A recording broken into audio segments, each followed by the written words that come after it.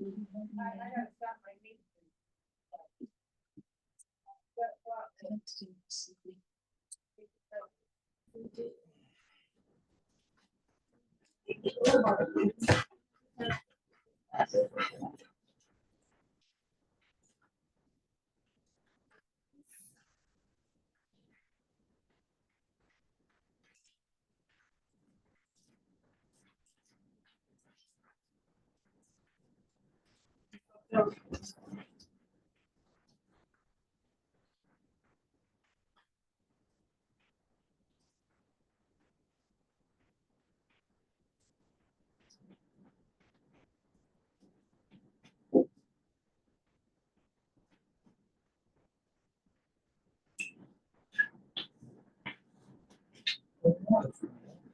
just wanted to have a couple that are out back.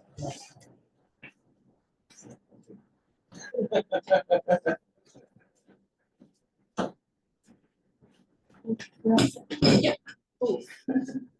I can manage it on phone. It is. Oh, yeah. Okay, we'll open at 6:04. First item, any adjustments to our agenda? That's, Nope.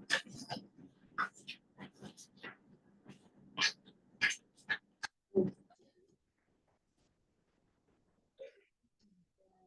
have warrants we're in the process of signing. Approving minutes from previous meetings. Oh, do we have that? That one. Oh, They were on the counter. there was, I think, 2, right? July 3, I think. Maybe two. No, just two. Oh, just 2.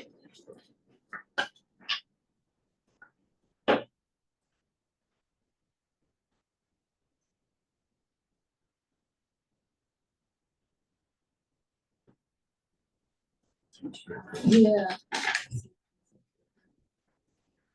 Oh, that's right.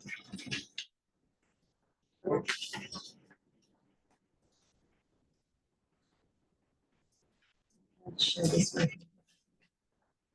Actually, I read this one.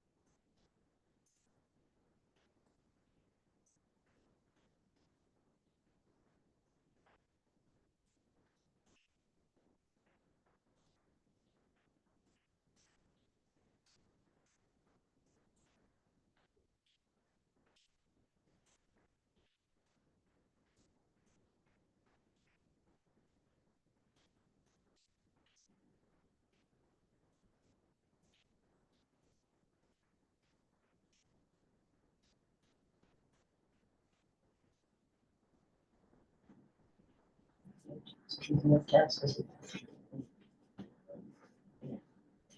Test with it.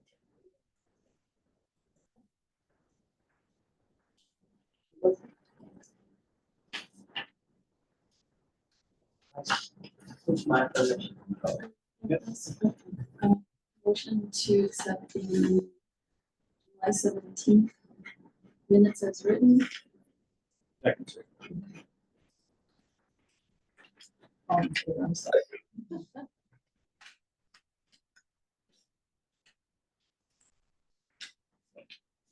Well, you have the copy of the, is that the 29th? Yeah. Okay.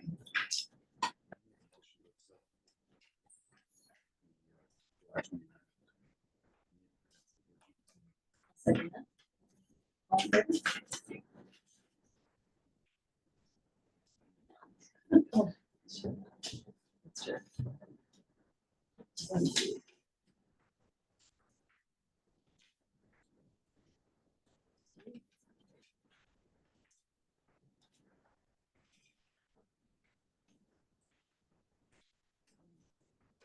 Right. Public comment is up next, and Sandra Hardy, lights, trucks, and ATVs. Sounds like a song. Sounds like a broken record. ATV contracts I know is on the agenda. Mhm. I just want to point out, in case everybody's not aware, ATV is going both ways, down North Guilford. Signage is inadequate to alert people to the new traffic pattern, and that's what I have to say about that. Trucks on North Guilford Road, we got to do something. Sunday, 3 weeks ago, a fully loaded block truck came down North Guilford Road Sunday. Had no business going down North Guilford Road. Why it did, I don't know. That road is not built for log trucks. I think everybody will agree.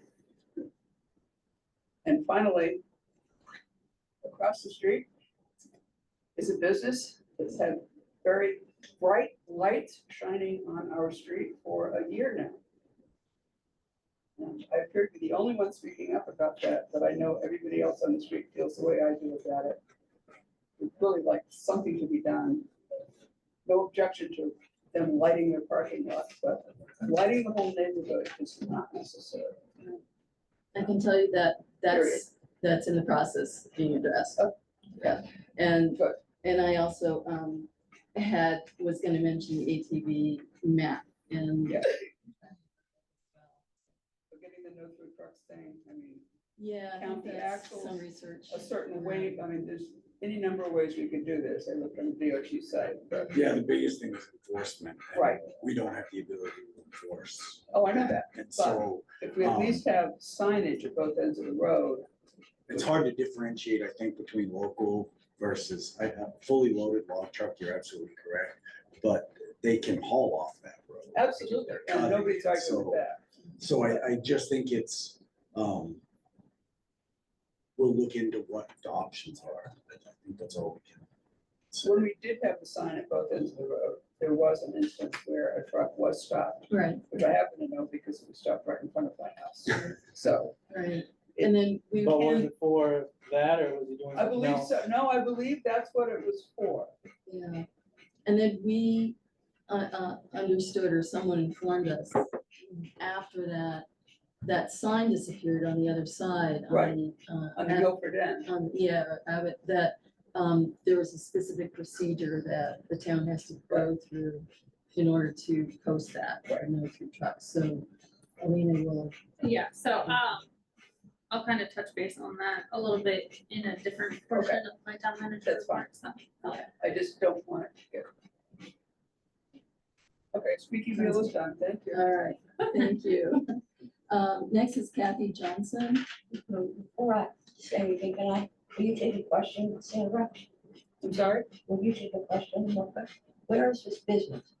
You said, I don't know where. Robinson's, Oh, I didn't know what it was. I thought it sorry, might have I been, wasn't specific, yeah, but I wasn't sure. Thanks. yeah, they have, I sent you off a list. I think you passed it out. List of. Yeah, you said you were gonna print it out for the board tonight. Oh, of what, of the Yeah. letter, okay, let me go and grab that. It basically just says what I've been through with the lights, and I wanted to finish it up and get a letter. And I got a nice letter, and I had shown it to your husband, and Tom first signed it, Elena signed it, and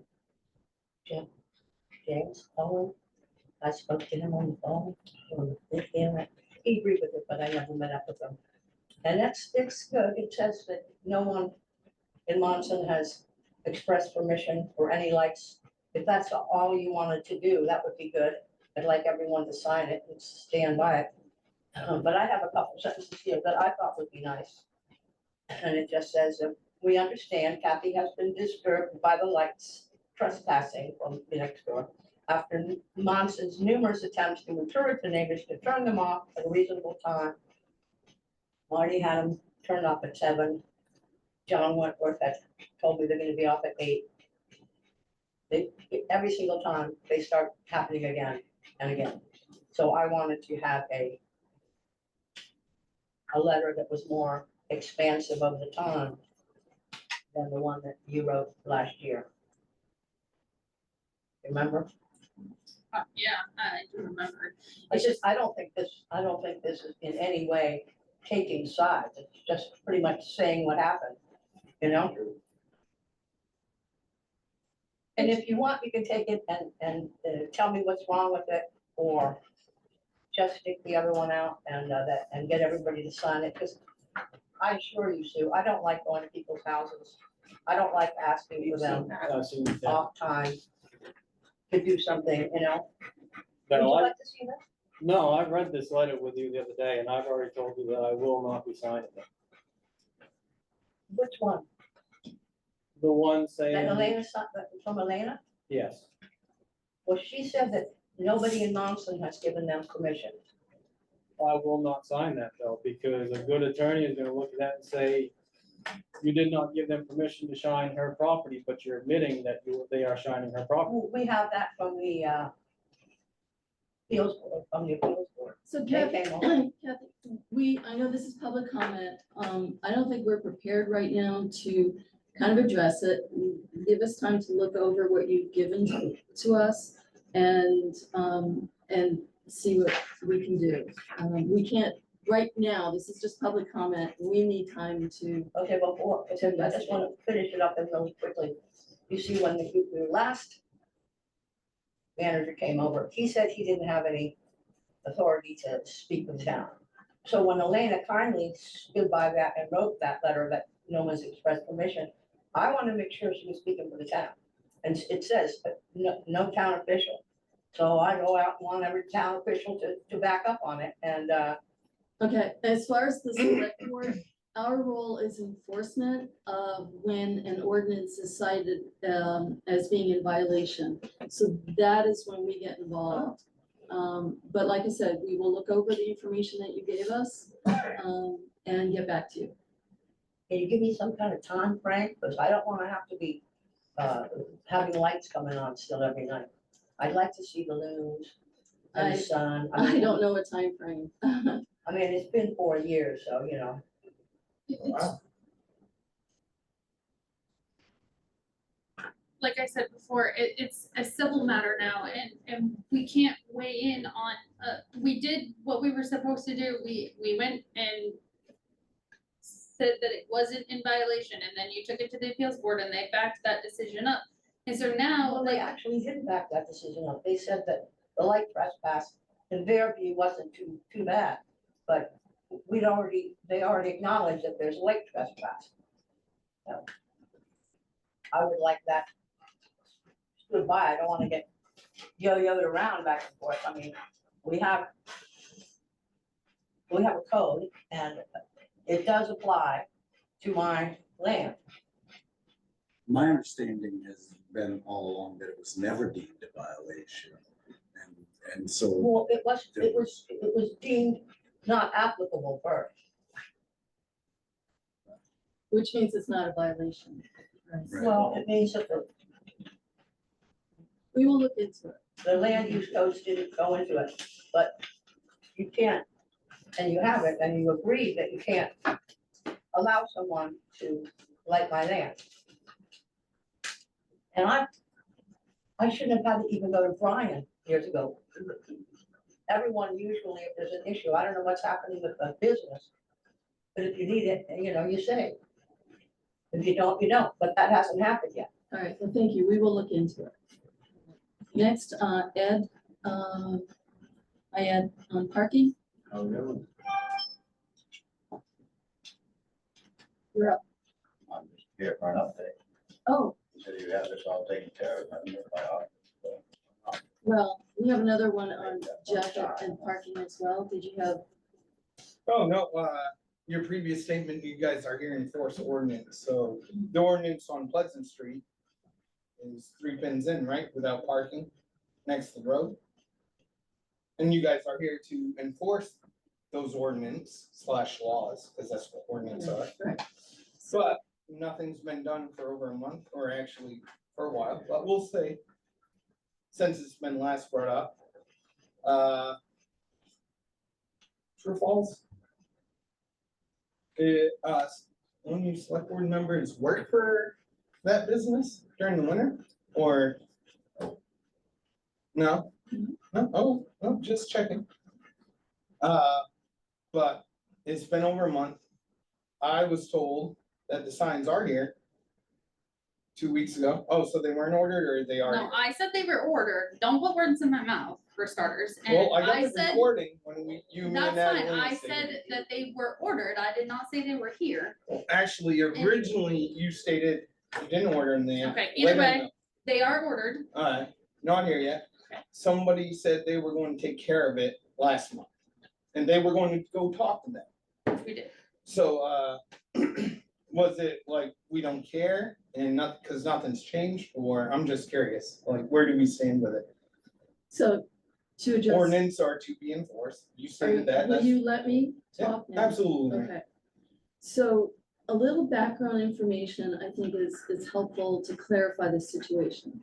So yes, the select board, our responsibility is enforcement when an ordinance is determined to be in violation. Mhm.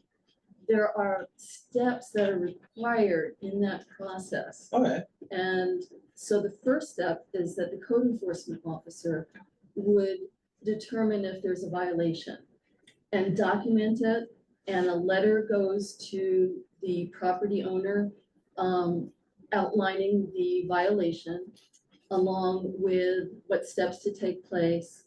And the code enforcement officer also can help the property owner in terms of addressing the issue to solve it. There's also in that letter a timeline, a reasonable timeline that is given to address and resolve, rectify the situation. perfect. The code enforcement officer has the right to send multiple communications depending on the situation. So the process can take several months to All right. resolve. Yes, On July 21st, yes. Apparently. today is August 21st. Yeah. On July 21st was the first time that your wife brought the concern to our attention. Excuse me, that's my daughter. And me and her brought this to attention to you 3 years ago. I You was guys not have- informed 3 years ago. I'm telling you, that's when we started this mess. I do not have documentation of that. I'm sorry. Oh, well, I got a recording of it. So, let Town me manager and continue. everything for you. Let me continue. After July 21st, Elena and our code enforcement officer went over to the business, the property owners, and shared the concerns and offered them assistance with whatever they needed to be, to not have Comply. parking in the road, and blocking traffic. Around that time, shortly after that, our code enforcement officer, or during that conversation, Elena, I believe, helped me out, did not believe that it was a violation of the land ordinance. On July 29th, at our second select board meeting, that Adelina came to again follow up on the parking concerns, we discussed and made a plan, including ordering no parking signs that would be put in the triangle intersection of Pleasant Street and Center Street. We also have since then had a great suggestion to place seasonal, like garden fencing around the triangle, because signs alone, we know, don't always prevent parking. Yep. So those signs have not been delivered yet. Okay. When they are, we have one public works employee who is very busy right now addressing some really high maintenance, road situations. So we hope that as soon as those signs come, they'll be, placed along the fence in there. The second part of what we discussed on the 29th, was, for long-term parking, options for, multiple businesses, because we recognize, and that's on our agenda later in this meeting, to brainstorm, because parking is an issue in town, and not all businesses, have adequate parking. So, let's see, I had a couple other things here. In the meantime, I reviewed the ordinance, and I consulted, or I talked with the chair of our planning board, because I was not clear on some of the issues of parking in the ordinance myself, and I just wanted clarification. Yeah. He consulted with an attorney at the Maine Municipal Association, who we are members of. That attorney confirmed that businesses that have been in existence prior to the ordinance are Yeah. grandfathered. Yeah. So this And new business in ones? particular are grandfathered from the parking. Right. If they were in existence prior to the date the ordinance was in effect. Yep. So we're continuing to pursue options though for parking for businesses in town. Okay. We have a clarification also from our code enforcement officer, in writing that he does not deem that there's a violation, as far as the parking and the land use ordinance. So that means that, even though we are concerned about parking, Absolutely. there's not a violation that we can enforce right Now, how now. about safety of lives? If, what? So Monson Fire Department does not have ladders enough to reach from the road to the second floor. Lord forbid if that business ever have a tragedy. And I heard the fire chief say, "Oh, well, I plow through those cars," which isn't the right answer, because then it costs taxpayers more money, because we just had, how long did it take us to get a new fire truck? And now we're just, it doesn't matter, safety, we'll plow through it, like, it doesn't make sense to me. So Army of 17 years with 3 tours, no matter what our mission was, it was safety first on people, because you can't put a price on lives. So forget ordinance. The fire chief, without admitting it, "Oh, not a problem, we'll plow through vehicles, we'll destroy Monson property, we'll raise taxes." Okay, so, Is there any issue with that with the Right. town? so I'm a veteran as well, and Alright. safety is a high priority for us. It's what our responsibility is. The fire marshal, there are specific codes for that, and that is regulated by state. Yeah, and, I've talked to several different people in fire marshal's office, and, the last person that I spoke to, he said that he was gonna do a little bit more research before he gives his official opinion on the matter, and I gave him my cell phone number so he can call me, like, when I'm not in the office, that way I get this information. Okay, all right. So we're waiting on safety, but if anything happens before then, sorry about lives lost. We don't have the power to, like, it is, No, it's not about power, but has anyone brought it to their attention, like, just to let you guys know, if something was to happen, our fire trucks are going to try to plow through cars, try to get to the second floor. I think people are aware of the ramifications of the situation as it stands, and Well, I I'm think curious if anyone's actually mentioned to the other It's- business about safety. so I don't For get the to town. I don't get to just go and have a conversation with the people at Shaw's. There's very strict rules on how this is handled, and right now it's in the hands of our town manager and the CEO. So, And so, it follows a very specific, the select board doesn't get it until it reaches the point that they've ignored. well, They've been deemed in violation, and they've ignored repeated attempts to correct those violations, then we get into. right, no, I get that, but as the people that are taking care of the town, have any of you just want Straws to be like, hey, just to let you know, because of how you park, it endangers lives, because we don't have a fire truck. that has a ladder that can reach from the street to the second floor. Again, And do they? No, no. again, excuse me, again, that's not our role and. To we protect the are- town? No, No. listen, Okay. it's not our role for us three to directly contact a business owner.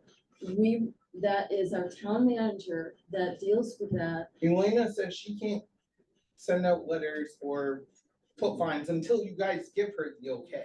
You're asking if, No, just no, talk. you were asking just now if someone can go and just. No, give- has anyone asked? Let me Not finish, tell. let me finish. Ask them. If someone can go to the business owners and just bring to their attention a concern about the fire hazard. Why couldn't the town do that? They're in our town as a business, so why You can't were the town? asking if we could do that. We three cannot do that. I am saying that Oh, the our town manager? town manager can do that. Alright, so does she have to get the okay from you three, or can she Absolutely not. go over there and be like, hey, just to let you guys know, you're endangering people in our town because we don't have the fire equipment to reach because of how you guys park. Can she do that without your guys' permission? With our fire chief, I'm sure, and with the information from the fire marshal's office. Oh. I don't feel comfortable going over there and discussing something before I get the information from the fire marshal, because I want to know. Well, no, it's about the equipment we have in Monson. Right, I have a couple they of are well aware of what we have for equipment and what we don't. To And they sum can- that up. Alright, yes, so do. they can't do it, they'll smash through vehicles, cost Okay. taxpayers. The fire chief is not here, we're not gonna speak on behalf of the fire chief. No, absolutely, I don't expect you to, sir. No, I wouldn't He's want that. I'm indicated just that curious, he doesn't have. maybe fire chief and you guys should talk, be like, hey, it's been brought to our attention because other firefighters and officers has told the public, we don't have the equipment to save lives because of how they park. We And did your have a answer, conversation smashing with through vehicles to get to them Okay. is not the right answer. I think we need to move on. I know this is a concern. It's being addressed. We will follow up with the fire marshal, and let you know. I hope, like, And what? and the fire chief be like, hey, there's other Yeah, firefighters in the town Exactly, talking to the exactly. public. So, thank you. All Yeah, right, absolutely, Brian, man. junkyards? Junkyards. There's a business on Chapin Avenue. That, is very much endangering the parking of cars, so forth. They don't park in their own driveway because there's not room enough. If it is a business, the parking, they don't have enough. And it is a junkyard that is in the road limits because there's junk in the road right of way, which is 24 feet 9 inches from the center of the road. And we do have a junkyard ordinance, and so does the state, and can be enforced by the town. So I think we will need to refer that to our code enforcement officer. Just, Thank you. so it seems almost like a pattern, there's parking issues that codes are not being enforced by the town, it seems habitual. So I'm curious what the reasoning is for it. Pleasant Street has a 3-pin from the road parking. But people aren't doing it, and new businesses that are established are not doing it, and the town seems to be like, well, we're gonna get to it. But it seems like nothing is being done about it. I think Sue explained, there's a process, it's not just enforcement, there's a process. If it's been deemed not to be in violation, I think there are people parking illegally, clearly. There are clearly people parking illegally. Right. That's not a code enforcement, that's But the not. code is law of the ordinance. Ordinance is just But a the code solid enforcement term. officer is But- saying that it's not a violation, so we can't say, yes, it is. But the code enforcement officer also told my wife that it wasn't his problem, it was your problem. I got that on record. If we wanna play that, like, No, we don't need to play that. no, well, I'm just saying, like, I I understand what feel you're like saying, but stuff's being pushed aside, we'll get to it. It really, I think one of the things that we're losing sight of is people that park illegally are different than people that are violating an ordinance. If someone's parked in the street, that's illegal parking. That's enforced by the sheriff's office, if Right. it's enforced at all. But the We have- land ordinance for Monson is law of the land. That's what the ordinance is, it's a law, and it's Sure, being violated by businesses. but it's been and deemed nothing's not to be being a done. violation. But actually, I can get you the email where Pleasant Street and the code enforcement, or the parking, I've where it read does it, it. I've read it. So like, what's 3 pins in from the road? You can't create a pack. 3 pins in from the road, Okay, is we 40 feet. need, we need to move on. Well, no, I was just No, excuse piggybacking me, off excuse that me. other one. We need to move on. Public comment is closed. We will address this. Well, let's talk The, about the, Pleasant Street.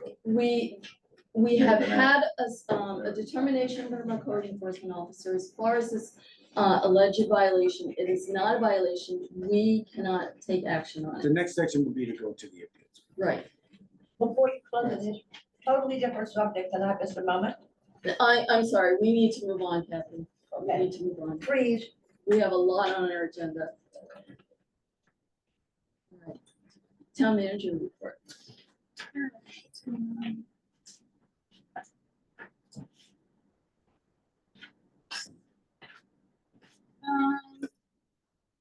So I have a lot of random things to update on. I have a few things that I just want to say that I will have an update for the next meeting, but as we all know, I'm out for like half of the month, it seemed like.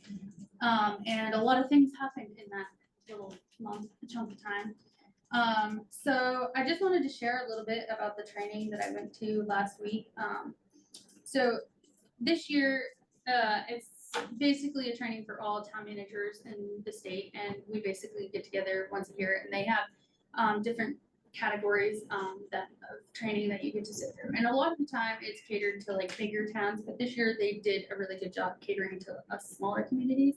And one of the trainings that I sat through was capital planning for all shapes and sizes was basically the title of that. And they gave me a couple of examples. They gave me spreadsheets, examples of other towns' capital planning policies that they kind of put in place. And then a lot of other towns have like committees that kind of help prioritize what is the most important and what kind of like, because basically the spreadsheet is almost like an inventory of everything that you have. And then you know, one column is what it is, what year you purchased it, what the life expectancy is, and then you know, like what the estimate cost to replace it is. And then there's like a condition as to like what condition is it in and that kind of stuff. So having it all laid out like that makes it a little bit, you know, easier for me to envision what a capital plan should really look like. And you know, one of the things that they said to start with is using the fixed asset list that's included with our audit. So like you're not recreating the wheel. And then the biggest thing about the committee is not necessarily like putting together the list themselves, but just help prioritize what comes first, what the life expectancy of these equipment should be, and things like that. So I don't know if we really want to go as far as like creating a policy right now, or even like a committee before we have like an inventory list of everything together. And using that fixed asset sheet that comes with our audit is where I'm gonna start. Because that already has like the buildings, and like when they were built and what we originally had paid for them in the beginning too, is a good place to have. And then one of the things is using like a 3% inflation across per year. So that kind of was helpful to get some sort of insight, like how am I like supposed to guess how much something's gonna be in 10 years? And so they use like a general rule of like 3%, because sometimes you're below that, sometimes you're over that, but sometimes you're way over that, and anything in the fire department world, you might as well just add a bunch to that. So that was one of the cool things. And they talked a lot about like how employment within municipal governments is changing, and how the different things that we should be doing for employees. And I think us as a group have really done a great job, like trying to create that team atmosphere. Because one of the things that they said was, you know, gone are the days in which somebody does something specifically because you tell them to. It just, people don't work like that anymore. It was that way for a very long time. And so kind of changing the outlook of how we interact with employees was kind of cool. And I also met with a couple of different vendors that do things like create like online, it's like an online software for code enforcement. So like your building permit and all of your applications are digitalized, and then it stores them like by property, and then has everything, and then it has all your codes and stuff in it. And so at first I was like, that's clearly for like Portland, because, but he said that if it's something that the town is interested in, they actually serve like even some communities in town that only, in the state, that only have like 500 residents. So it's really catered to like what you are looking for. So I told him that maybe I would touch base with him and see like what the pricing really looks like. Because if it's something that we can have, you know, all of somebody's pictures that they submitted, everything all in one location, and it would, even so much as like an automatic thing, somebody from out of state applying for a building permit, it automatically comes through this software. And if they're missing something, it won't let them go forward. So just some ideas. A cost estimate of the fire department floor. So the engineer will be here the week of the 22nd of September to do a full look at the fire department floor and give us a real estimate as to like really how much is it gonna cost to fix, and give us an idea, because like he's also the same engineer that would be that designed or helped with the fire department station design. So he said that like he recognizes that eventually we're not gonna have fire trucks on that floor, and maybe we don't need to engineer it to that degree, but at the same time, for at least 2 more years, there's gonna be fire trucks on this floor. So we just wanna make sure that that remains. And maybe longer. Oh, it may be longer, really, so. So that's that. I spoke with the bond council, and I sent them all, so they wanted a lot more information than I anticipated, so I sent them all the reports that they had asked for, before they give us their final opinion as to what we can do with the money left over in the bonds. So they'll get back to you on that. Yes. Okay.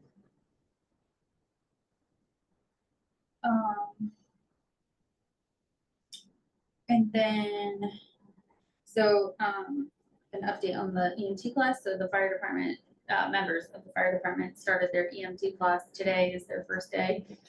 So that will go until, I believe, December, and, I think 6. But I'm not 100% on that. But they were able to, and you might have seen them in the accounts payable, but we bought 3 laptops to be used. But they were able to reassign some of their grant funding that they received to do the EMT class to purchase the laptops. So that was grant money. Yeah.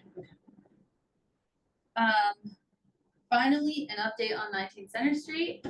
Everything is completed, and it looks really good. It's already got grass going, and so that was a nice surprise to a lot of people. Question is, where'd all the animals go? I heard that Isaac's having visitors. Yeah, I heard Isaac's keeping them safe for us. He's adopted. So an update on the audit. So we just officially closed, and accepted the FY 23 for both MUD and, well, you guys don't care about them, but MUD and the town's, side. So now we're kind of working on 24 on both sides to get those, together. And I haven't had a chance to go over the end of year budget yet with them. Because like I said, there's a lot that's Right, happening. and you mentioned that last time, I think. Yeah. So, I have had a chance to at least sit down and look at the budget to see like where areas, like the fire department had around $24,000 left over that would roll into their reserve account, which would put them at almost $100,000 in the equipment reserve, so.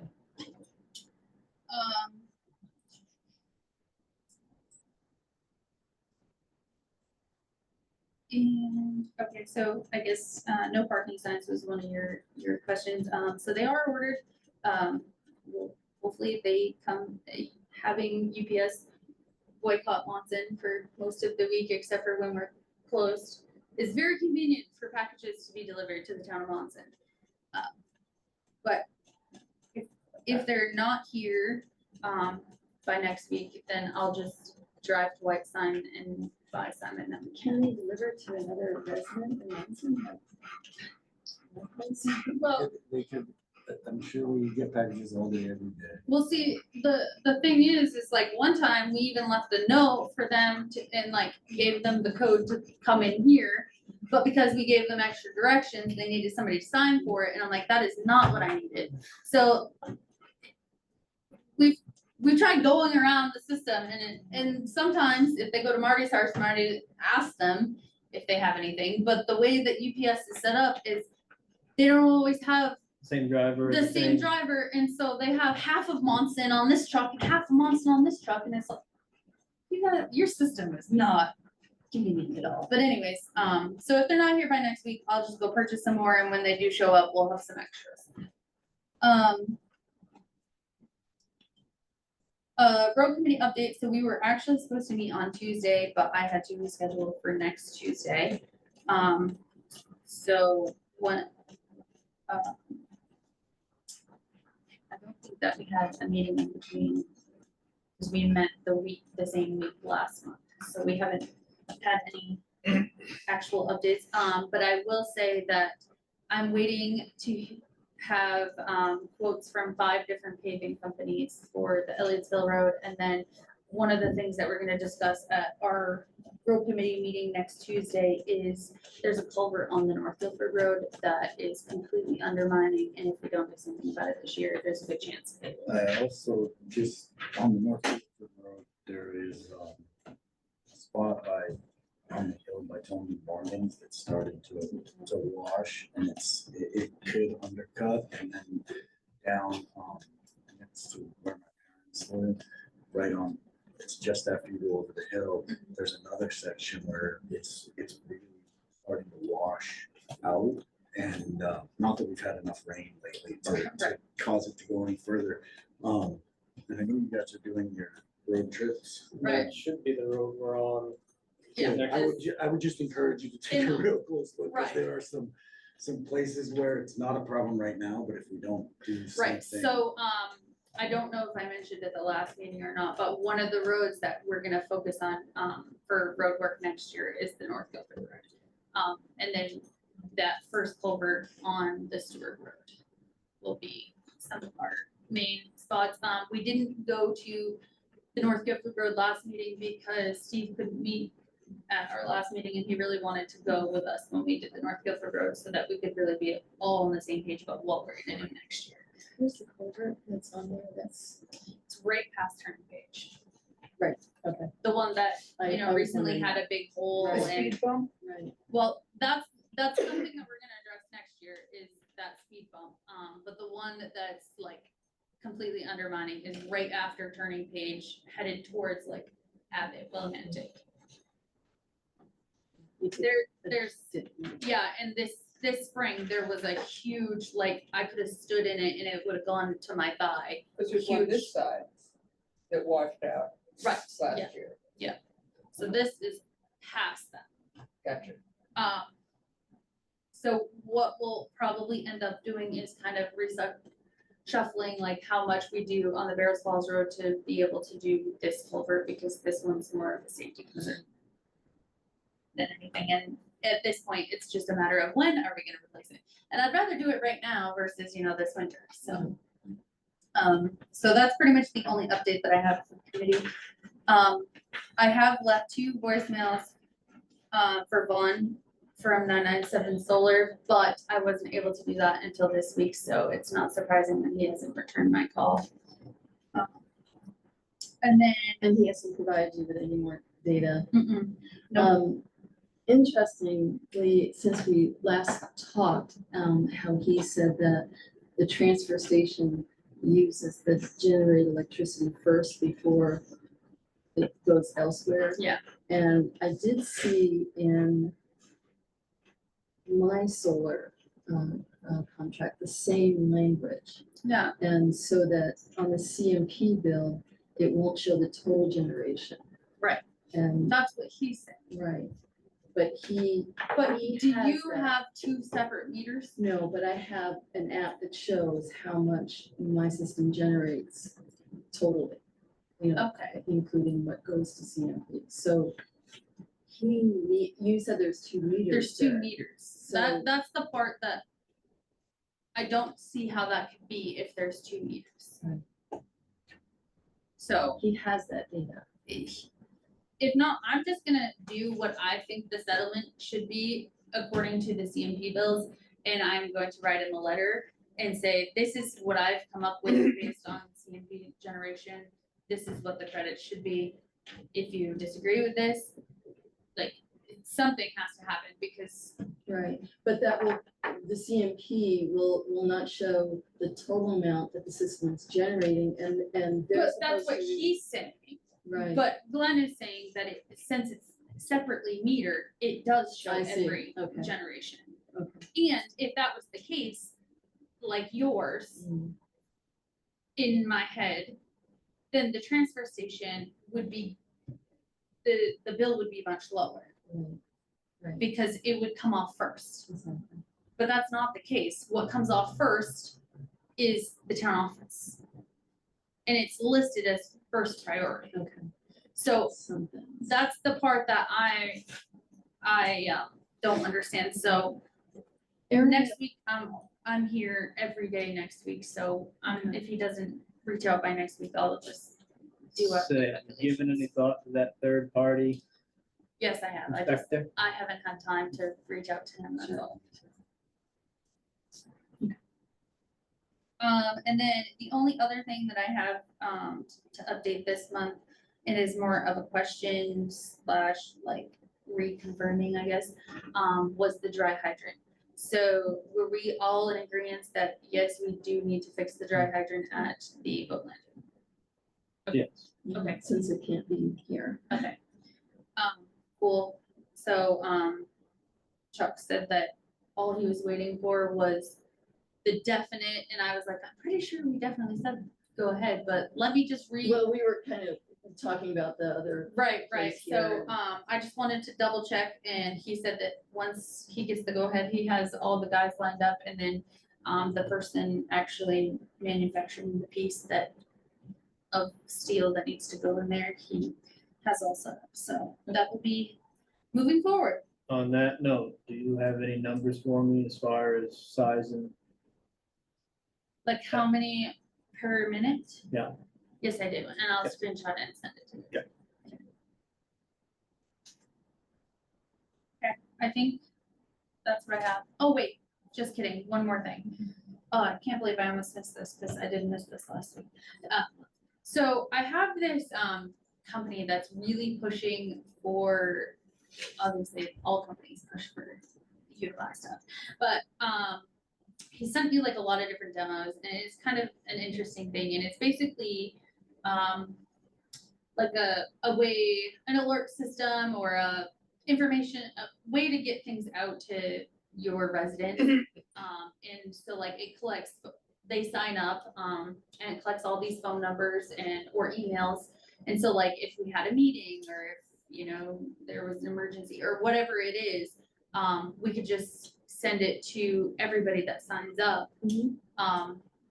So more robocalls and spam texts. Well, it's more like, you know, the select board meeting moved to next month, next week, or whatever that is. So like, they would receive it as like a text message or an email, and they got to just, they would get to choose which one they Yeah, would want. it would be just people signing up for it. Right, right. And that, guess not everybody checks the website or the Facebook page. So Exactly, it's hard. exactly. And, so the biggest, and like, there's different options, I guess, like, so for the very basic, which I don't necessarily think that we really need to have it this year, but maybe sometime in the future if we, you know, run, because recently we have had a hard time with people seeing, you know, information posted or something like that. So it works out to be about $100 a month. Right now, so the startup cost is like 700, but right now they have a larger community in our area that is signing up, and they can batch us in with that, so there would be no startup cost. But it would still ultimately be about $100 a month. And then the different options would be like, you can have a map, so like, say if it was water related, or if there was a certain area that is being affected, you circle the map, and then it only sends it to those residents versus all the residents that are there.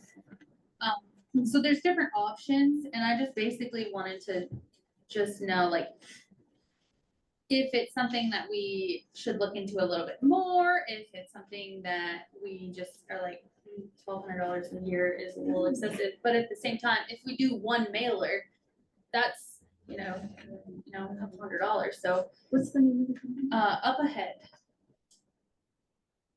What other communities are signing up? I actually don't know that, but I can look into it. I know that there's a couple other companies similar to this up ahead that we could potentially look into too. And some of the people that Marty and I went to a training, a couple weeks ago, a month ago, whatever. And they have the similar system that, it's like text your gov or something like that. So that's another company that, so a lot of other towns are looking at these companies that kind of collect all the data for you, so you can just send it out when you need to. It makes sense in terms of, you know, we talk about emergency, you know, communications, you know, and just alerting residents. Right. When something needs to be communicated Right. quickly. Right. Right. Did you have something you wanted to add? Is that one-way communication, or does it offer the option for people to reach out to the county? I think it's one way. I don't think that they can respond. But I don't know. It could, you know, like if they text back, it could automatically say something like, if you have any questions, please reach out to the town office at this number or whatever. It could say something like that. I do like the idea of it as far as emergencies. As far as like meetings and stuff, we have a small group of faithful people that I wasn't are the necessarily only thinking ones like, that come. I wasn't necessarily thinking for like select board meetings, but when we have like major planning board meetings or town meetings or things like that, where people are like, well, I didn't even know about it. That's where like, I am 100% encouraging participation. So if this is the way we go to get that participation, it's difficult, because to me, it's like $1,200, that seems like a lot of money, but at the same time, you know, getting that interaction. I know, Quebec used to have something similar to this where you put your email in and they sent you like updates throughout the towns and stuff. But it was, the clerk at the time had just collected a series of emails and then kept it, which I think happened here before I was here and it just didn't work out, right?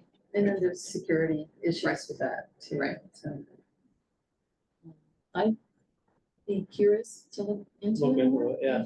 And maybe like reach out to some of the other companies that Yeah. are like this one to compare.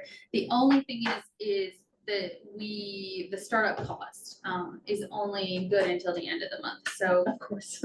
because they're batching that other town in before the end of the month. Did So they say what the other town is? no. Okay. He just said a bigger town near you. So he's not from here, so he doesn't actually know. So it could be Greenville for all he knows. But you never know, next month they'll be like, hey, we got another town up by you. Right, We'll right. give you the- Being a salesman. Yeah, I don't- exactly, I exactly. don't think I would rush to do I it. know. Yeah, as- no. As much as it would be nice if we were willing to do it to save. I think we have to be really cognizant of the fact that everybody's taxes just went up and we Yeah. should be very careful of how I we're spending money. And so I think taking the time to really look at it and see if it's worthwhile or is it just flash? You know what I mean? Yeah, I totally agree. So Yes. And I think it would be worth like looking at what some of these other companies, what their different packages are, because we don't need something that's like as extensive, even like the map thing, the idea is fantastic.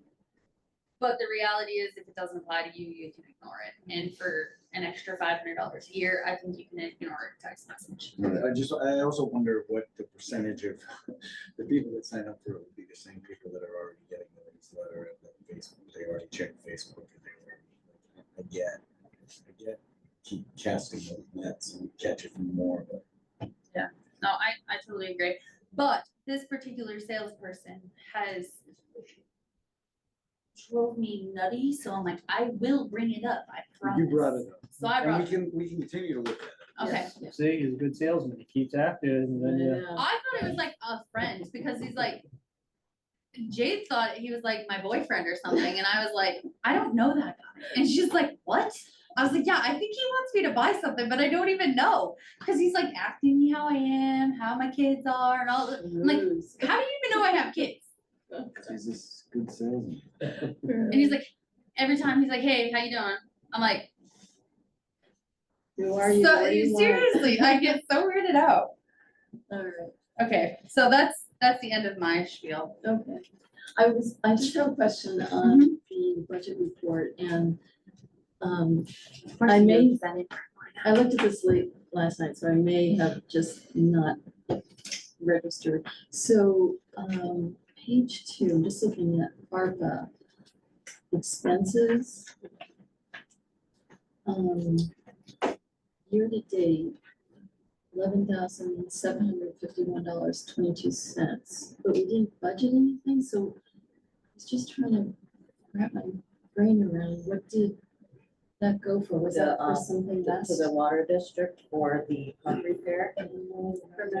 Right, see, I knew there was something. So the reason why there's nothing budgeted there is Right. because we don't budget for that, and what happens is at the end of the year, it will come out of that general ledger. Right. And pull it from there. Thank So you, I You're just, very I welcome. knew there was something, I just couldn't pull it into memory. Is there anything outstanding, unusual in the budget to date that? I did not see anything that, like, I glanced at everything and then I actually went through the accounts payable today to see if there was anything in there that kind of stuck out to me, because those accounts payable are the only ones in the budget right now. I would imagine that we may see a bump in, like, I was talking to Chuck, and he said that they had 17 Calls. in 17 Yeah, days. And so we'll see. And that fluctuates, Right. yeah. So it's gonna be a high fluctuation and it might put us ahead, but I think they're doing such a great job controlling costs that it Much. should come back into line. I did notice the transfer station demo, so we're 17% into the fiscal year and we've already spent 72%. On demo. That's because we had to list 19 Summer Street under demo, Oh, okay. so that's why that's there. We Okay. just needed a line to put it under. Gotcha. I'm glad you have an answer for all my I'm like, questions. why is that? That cannot be right. Yeah, yeah. Yeah, that's That- why. That's scary. Yeah. Okay, all right, very good. Any other things? I mean, kind of going back to that is the whole getting the cameras working down there again because of the illegal dumping. Yes, and I did reach out to Seacoast, and they're supposed to come and look at it and give us some different options too, so. Okay. I put that on miscellaneous, so I'll cross that off. Thank you for asking that. All right, select board reports. I think everything's on the agenda for now. Oh, well. I think I found a meter that we've been paying for now that we should be paying for. So we're gonna work on getting that disconnected and power swapped around.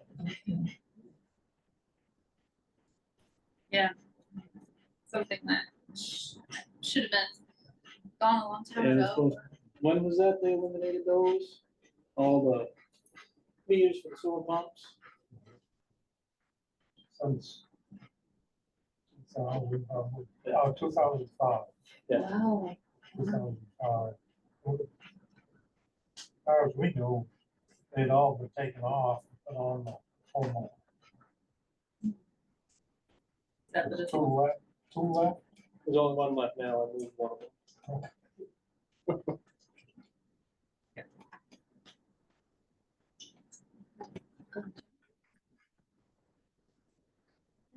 Okay. I know, fine tooth comb, so I got just a couple things on it. Was there an update on the fire department, the tire chains?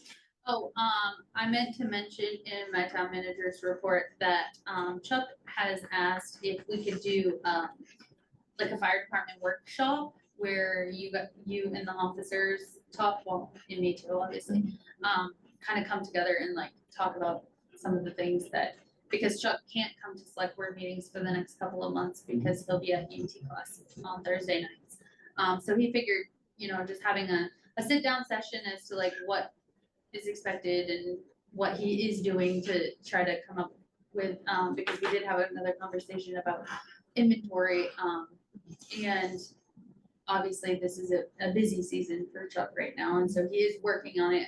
One of the things that I told him is to just, start very basic at first, and as the winter comes or as time goes on, we can add to it like VIN numbers and whatnot, but if we can just get a preliminary list of what we do have, and go from there. Especially as they're out on the falls and realizing like when they had to hike there and at night they didn't have headlamps. Right. And so they're having to purchase some of those things. As that gear shows up, having a way to account for. Yeah, and that was one of the things is, anything that he has purchased, he has, on the record when it was purchased, who it was issued to or whatever. So anything that he's done, he's gotten, put together. It's more of the, the tanks that Sure. we purchased 10+ years ago that we don't quite know when it was purchased and stuff like that. So, and I told him, I said, if you just don't know right now, just put NA and just mark the fact that we have it. Right. So he said, okay, with something, if you want something basic like that, I can work towards something like that, so. I would be available for a Okay. work session. Yeah, I would too. Okay, I think it's important that we get on the same page. I agree. is it something that you guys want me to see, like, do you guys wanna pick a couple of days and I run it by him, or do you want me to pick a couple of days and then just give you guys a couple of options? I'm assuming it would probably be better for him if it was the day that they had training, we could meet him before. It's a good point. Maybe give it to him. Let Okay. him kind of pick and. Okay. you know, And then just reach out to you guys. Yeah. Okay, If you could give us a couple of different, so if it. Yeah. One doesn't work. okay. Figure it out. Then we'll have to post that, correct? Yeah. Sounds good. And, two more things on fire department. We had asked about the sign. That was gonna be Yeah. changed. Was it changed? Yeah, it was. We have no sign. Change, but they haven't delivered the other sign yet. Right, so, I haven't even seen that, so. so Not he very has exciting. reached out to the family about coordinating something for them to have it, so. That's nice. And any, takers of an old fire truck? Not yet. Not yet. Has it been listed with? What's the place? Brinley, so, I don't really know what the whole story is, with the posting it with Brinley Mountain, and maybe that's something that we touched base with Chuck on during the workshop, but I do know that he has listed it elsewhere, and, I have been meaning to post it on the MMA website as well. So I will have him, and maybe that's something that I can work on over the weekend. It's just having him send me the pictures and stuff, because it's just a matter of that. Bring it to the town yard sale. There's an idea. Don't try to buy it. It's not a bad idea. Alright. Okay, I know I had a couple, I'm just waiting for No, you to that's add to your okay. list there. Did we ever get the map, the business map up at the EV charging station?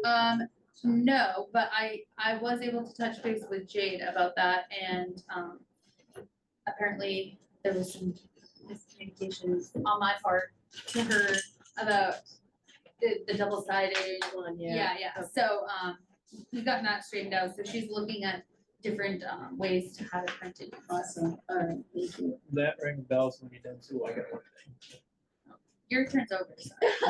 I'll go back, let me just read my notes here.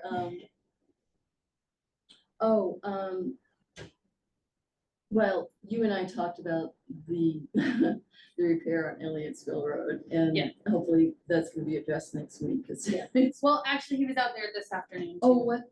Did So- you do anything? He said he did. I didn't see anything. Well, he said that he. I've lost 2 hubcaps. on that road. It's pretty bad. You need to slow down, so. Yeah, I know. But it's 6 miles an hour, I still lost it. So what, I did talk to him today, and he said that he went down there, but he says he's down there once a week anyways fixing it. But the biggest thing about so when I was talking to some of the paving companies is, I don't wanna put any more material there, because they're gonna come and dig it up. And so then once they do that, Lord only knows what they're gonna do with the material, and so, depending on, how far out they're scheduling, I'm hoping to have like all the estimates, next week, and then work on scheduling and keep you guys in the loop of that. So that, And we said, just in the meantime, if Steve could even just rake the washboard, so. yeah, well, he said that he smoothed it out with the loader, he said he. Yeah, he said he does it every few days, but it just doesn't take It had, much. no, and that last rain really. Actually, another resident on that road said that the ATVs caused a lot of that to go on. Mhm. So I had one thing you could do, because they've got that, tank set up down calcium chloride. If you put one calcium chloride to it, that would help keep it back down, especially where it's so dry. Okay. You see that, Brian? They had that back out? That tank of yours? I heard they had it out. It worked pretty good. I didn't know And they took it off. the last one, Off we the talked, last meeting, Santa- about,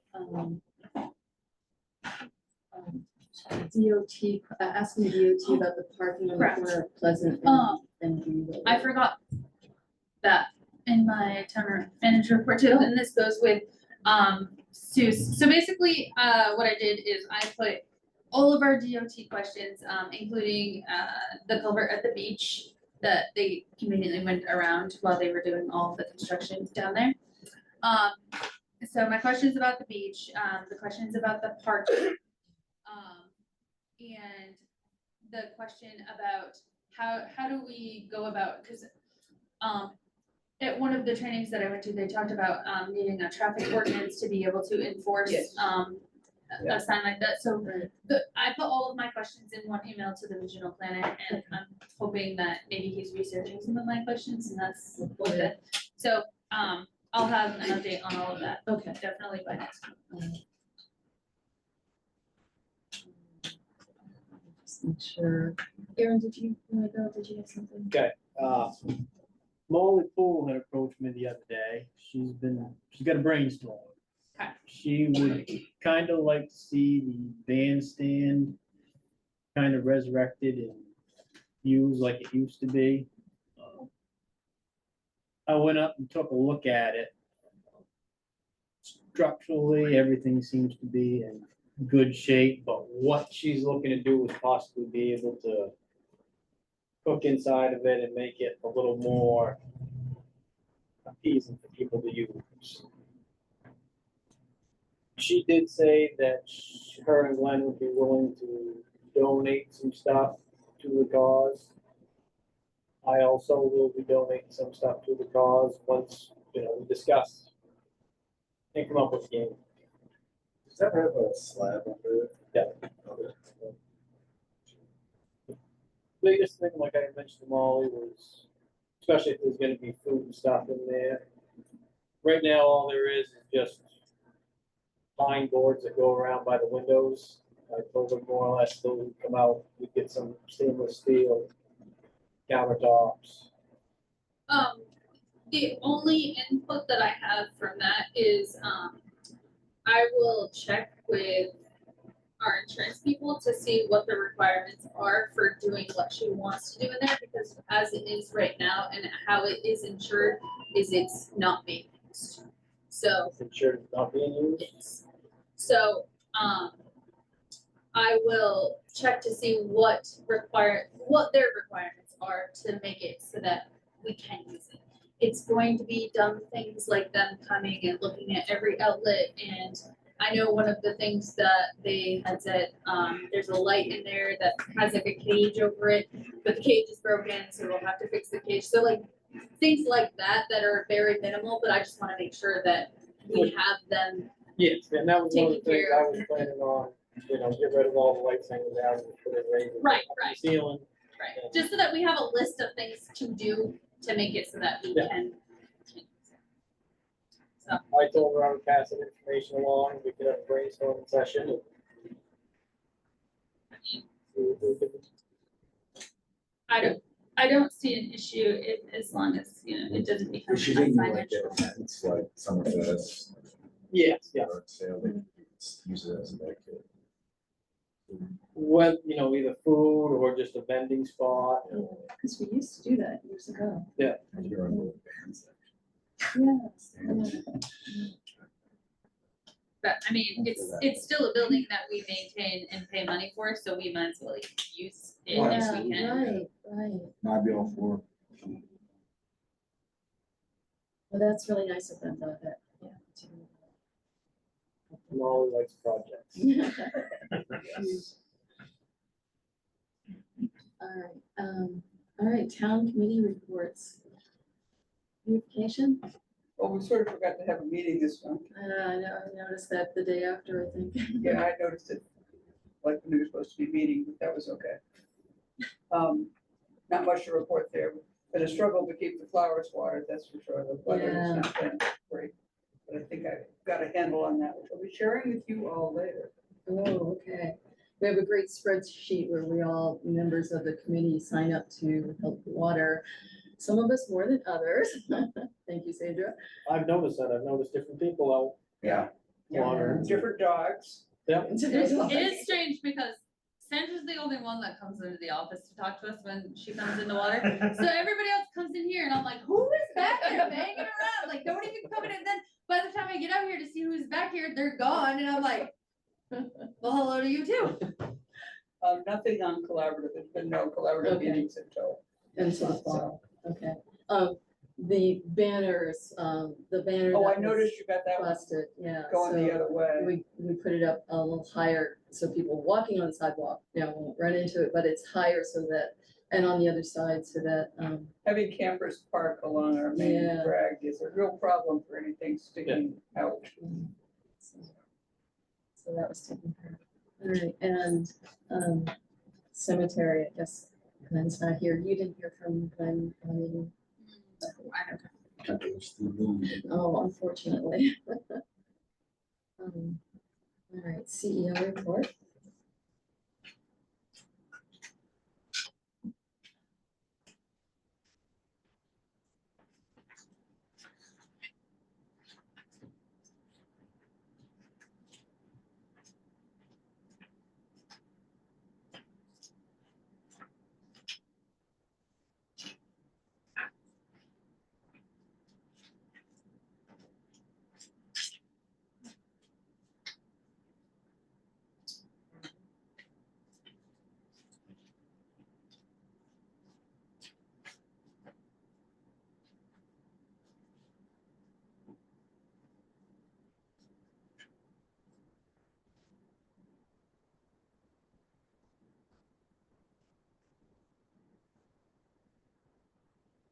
Is that just recording on you guys?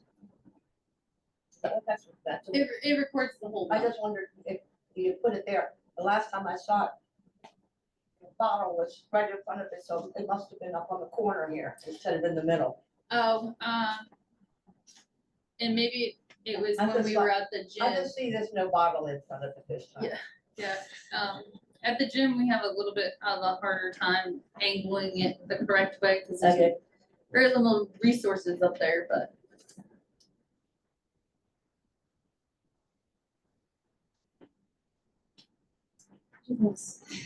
Questions or? I guess one question I have for you, Ken.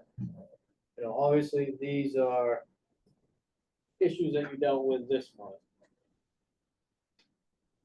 Do you have like a list of issues that you dealt with a while ago that have not been resolved? Not with me, but most of the things that we're dealing with have been resolved. They have. Yes. Most- Okay, because a lot of that stuff, I'm guessing if a lot of it's been resolved, we've never seen that it was resolved. So that would be handy, like on these reports, like if the previous month you resolved something from 4 months ago. Do that. Okay, perfect. Now that I've been told what you want for the report, you get what you want for the report. I think the only other thing I'd like to see, which, looking at these names, I know exactly where they're at, but the physical address of Like I said, everyone would be It'll helpful. be corrected next month.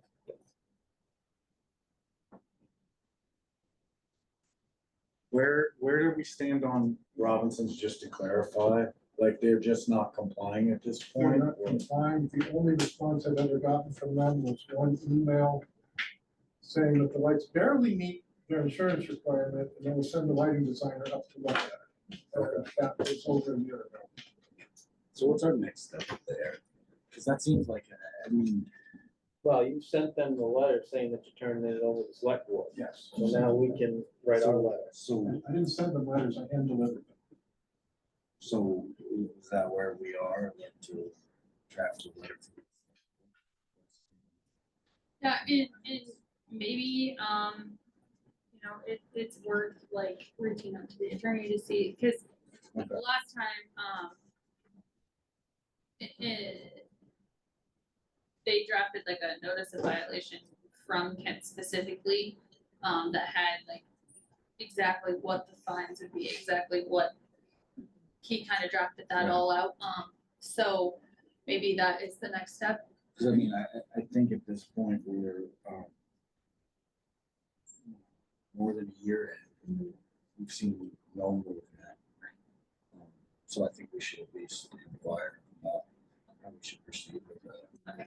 I can work with Kent on figuring that out, and if it's, a matter of them drafting something, him sending it, and then after that, then it's really a matter of. I mean, especially in light of the fact that we have, I thought this was a urinal at first, but it's I was looking at it upside down. That's the light on one of their other stores. Right. They have put shielded lights on. Yeah. Right, so I think it's clear that they have the capability and it's. You could ask them to build a fence that's 20 feet high, that would solve the problem. I would, That would look very cute. yeah, I would just want to make sure that, is this Bill Robinson, that you hand delivered I to? hand delivered it to their office on the front desk. Okay, I would just want to make sure that he actually received, the letters. I mean, at Well- this point, there's deniability. I mean, we should probably, even though we can deliver things by hand, we should probably send them certified, shouldn't we? So Yeah. They have to be signed. Kent and I had that discussion Okay. earlier today, and another thing that, in that information that Sue had sent us earlier, I just briefly read through it, and, that notice of violation is really the thing that the attorney drafted last time, is really can be that first letter Sure. if you want it to be, so, even if we go this route and draft that and have it sent from Kent and send it certified, that would cover our bases for Right. even all three of those letters, so. Absolutely. So that's what we'll do, is just send it. And I do like that format as the first letter being sent out, so then it is very clear. Yeah. Right from the get-go, not, well, geez, the last letter you wrote, I thought you meant this and not this. If I could get an editable form of that, it would be good. Yeah, and so I'll reach out to the attorney to see, like, actually, probably what I'll do is I'll take the notice of violation that we had before and update it and then send it to him and ask for approval of that notice of Like I said, I violation, can that do way that, he's have not, to retype the whole thing, Yeah. because my version is not editable. yeah, no, I gotta read only. and then,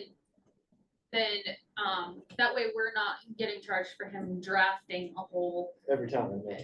Yeah. If I can update it myself and him just approve it, then it will be a quick and easy thing. Yeah, quick question. I don't know if you guys are, who is the town's attorney? Bernstein and Schur is our firm. All right, old business, BTV contracts. So I don't have the contract for Elliottsville, but I do have a new contract for Abbott Explorers, with the same date that you guys signed before. It just has the updated, because before it was, just Rose Falls Road Right. from previous years, and then when I was reading it, I was like, pretty sure they used the one we took in North Guilford Road too, so I just updated the roads and, from there.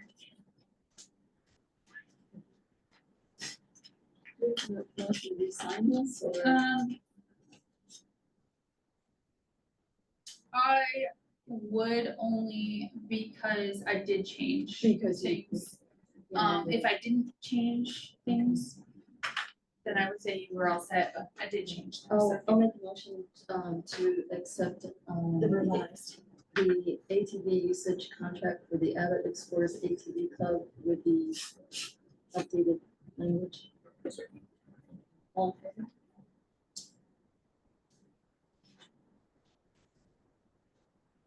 Can you address the issues with that change in the loop? Have you talked to him? about Yeah, I that? have, and, you know, getting that map updated is, but one of the things is people have to look at it, because they're just gonna be doing.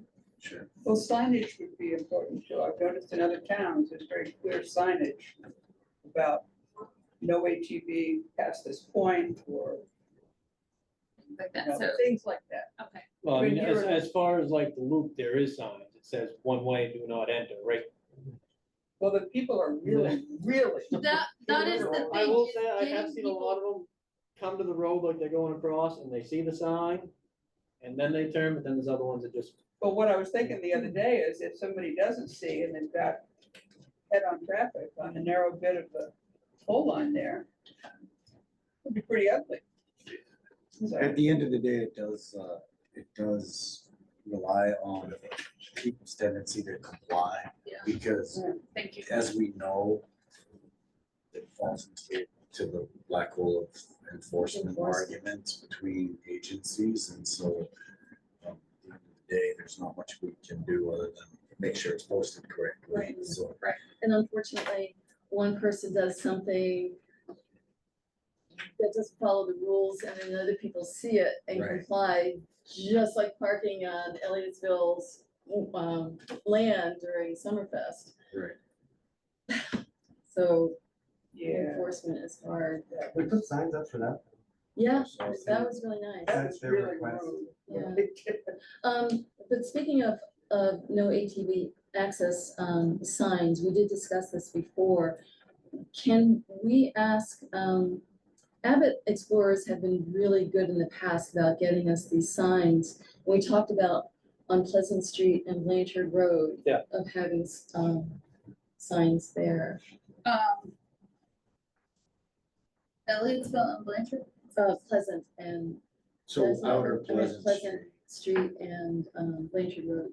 Okay, yeah, so I was gonna say, did I get that wrong? So I actually included that in my email to DOT, if it was something that we can request from DOT, because that's how the clubs are getting those signs. Oh, I see. Is through DOT, so, The no access signs. Yes. Okay. so, I'm wondering if it's something that the clubs are paying for, or if DOT is providing them. So that was my question in the report, because I, you know, it's hard. Who pays for them? Does the club pay for them? Does the town pay for them? Like, Tell you what, I'll buy some. How's that? Plain and simple, they're like $15. and so it's like, but it's more than just that, because it's now we have a club that's taking initiative into following the rules and a club that's not. So if we just go ahead and do all the steps for them and continue to give them a contract, that's the issue that I have, is now we're catering to one. You might, when he comes in for the copy of that contract for Abbott, you might ask him, because they've been so good Yeah. about getting signs for him. Just ask him, can we get a couple signs? Is that something they can do for Right, us? right, and they can put them up even Yes, sometimes, yes. and that would be. And still no movement on Elliott, like. So we're still that was on the my other contract question, right? With Elliott'sville. Right, and Elena and I talked prior about, you know, it's only fair. Abbott has a contract, Right. the other ATV club that accesses our road and accesses a lot of our road. It's like how many miles, and it's not even, you know, and the speed limit is 45 there, which, you know, it's a significant access for ATVs. And as Marty mentioned, and I also got feedback from residents on the road who were concerned about the ATV traffic, not just to the condition of the road, but just the speed and the loudness sometimes. They've been going down and up the road after dark as well on that road. So there's a lot of concerns, and we just need that club to talk to us and get permission. Especially because we don't have to have it open. So, So you were gonna reach out to, yeah, so Aaron had told me a different person to reach out to last time, but I haven't had time to do that, so that's my next step anyways,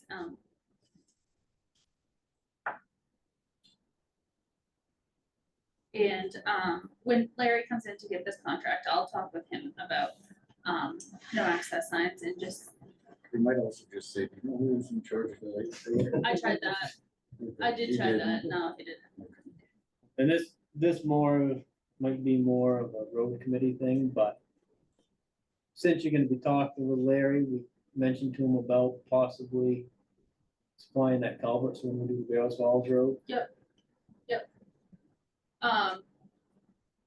He and I talked about it, about a month ago when he came in to get this, contract originally, and then I realized that it needed to be changed. So I did talk with him about it and he said, whenever we decide for real that that's what we wanna do, just let him know and. Because they did reroute the trail where it comes off the hill. They go towards the bridge, not. Okay. And they just put slate there Okay, to help with the erosion.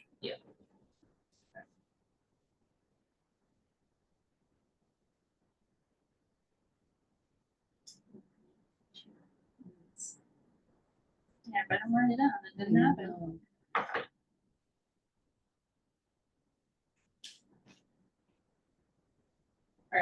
I'm good. Okay, 21 Blanchard Road. Oh, Is that the Ayers? yes, Okay. yes, it is. That's on my agenda too, yeah, it is, so I don't really have any answers from the attorney about what to do, because since Gray left, I've been dealing with a different attorney, but when I reached out to him, he's specifically for something else. So he needed to refer it to Mary, who's now going to be our, like, go-to person. So, Like I kind of shared, I don't know if you guys saw the email this afternoon, but I was looking through the CEO manual, and the only mention, like, so the new owners were hoping to get a letter from us to say that all the violation has been taken care of. And the only thing, that's mentioned in the CEO manual is a no action letter, but that's different. That's saying. right, like that there is a violation that we're not. That we're not going to address, Right. for the new owners. So I'm not finding anything I mean, that, the difficulty, I think, and we discussed this when they originally brought it to us, is Yeah. how do you document what hasn't been done? Like, you know what I mean? Like, you could get this letter, and then if it's not documented really well, you could then create violations and hold up the letter and say, Yeah. I have a letter that says you're not gonna enforce the violations on my, so it's very difficult to do that. I've been giving that some thought. And we talked about potentially having photographs taken. yeah, And, one of the things is now they have a survey, done of down there because they want to,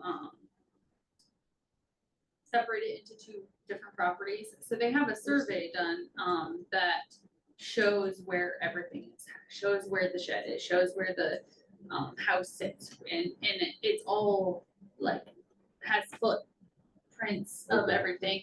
And so maybe, just having that documentation. Potential. I mean, there are other violations down there that aren't buildings, that aren't gonna show up on the survey. Can I weigh in as the LPR?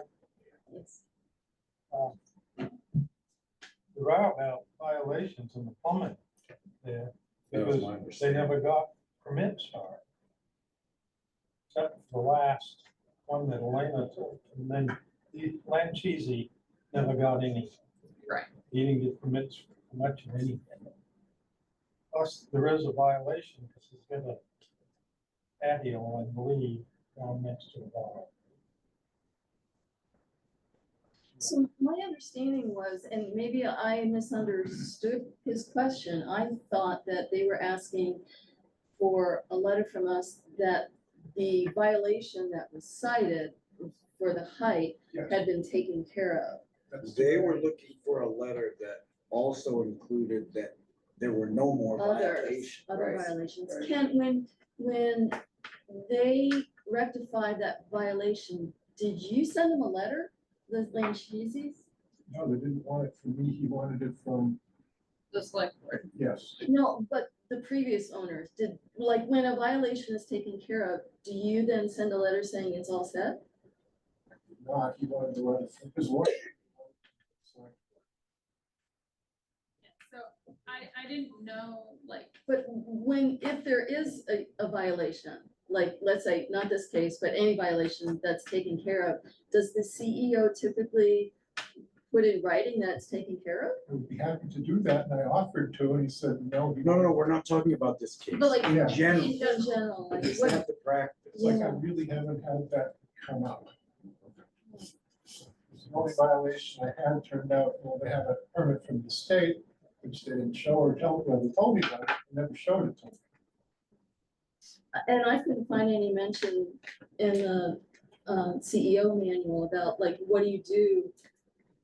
Do you provide a written statement when something, a violation is taken care of? I offered Mr. Lankesi to write him a letter, he said, no, the lawyer doesn't want it from you.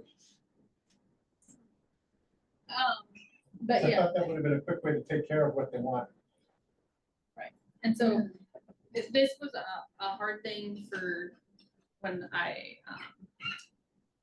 just brought this up to the attorney last week, so, her thing was she needed to talk with the attorney that drafted the original notice of violation to make sure that everything Yeah, is. So she gets the whole story before she tells us Right. what to do I mean, next. it makes sense if it comes from us because we were the ones that, you know, did the enforcement, but we need the CEO to verify that it was taken care of. But I think the important thing is not just that this one was taken care of, they were looking for like assurance that there were no more violations that were going to come, and that's the part that I don't know how we can. Right. No, and I think that they, for the most part, understand that from my conversations with them since then. Because they specifically said, we just want to be assured that that you're not gonna come next month and tell us we have another violation. And we can't give them the assurance because we can't. Unless No, it's, no, unless, we can't do it. well, no, but Cause they, it's that letter that Sue was talking about, acknowledging that there's a violation, but saying that you're not doing anything about it, that is an option. but are you gonna do that for every single violation? You'd have to do a separate one for every single violation down there. That is brought to our attention. Right. And we don't have that information. Right. Right. Mhm. Right. No, and like I think we had indicated at the time, like I don't anticipate, like we don't start that process anyway for violation. We don't have any way of inspecting for violations.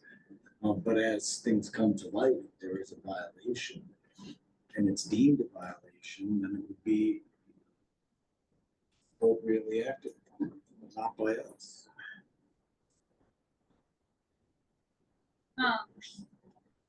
Yeah, so they haven't, all the questions that they've asked me since our meeting have been different. And so I think they get that you're very limited on what you can do. Okay.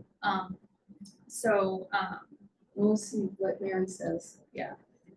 Assuming that we can provide the letter that says they rectified that particular violation. Right. I don't see any reason not to do that. Right. Because they did, I mean, the Lancheesies did do what was asked of them. requested. So it's an easy thing. On your notes.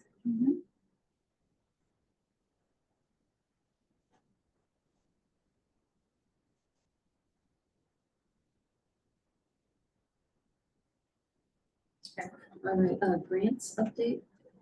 Okay, can't remember all the grants.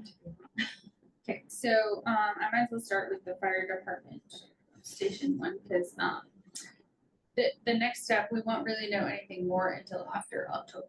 It's the next time we'll have any communication with the senator's office. She said, because right now it's just more of the waiting game to make sure that everything gets signed. And then we go. I was just gonna mention, I just heard from Bob McDonald that we have gotten our Lucas device and our new monitor is on the way, which are two huge necessary purchases. And I think he deserves a pat on the back. Absolutely. He's really been swinging for the fences. Yeah, he Doing a really great has. job. Yeah. And even the same with this EMT class that they're doing Started last night.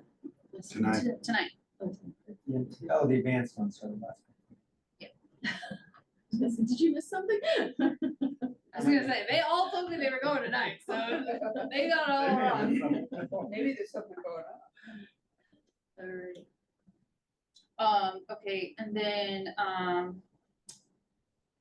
the the next step in the Village Partnership Grant, I sent, I cannot remember his name, The new guy, the new guy. is it Mike?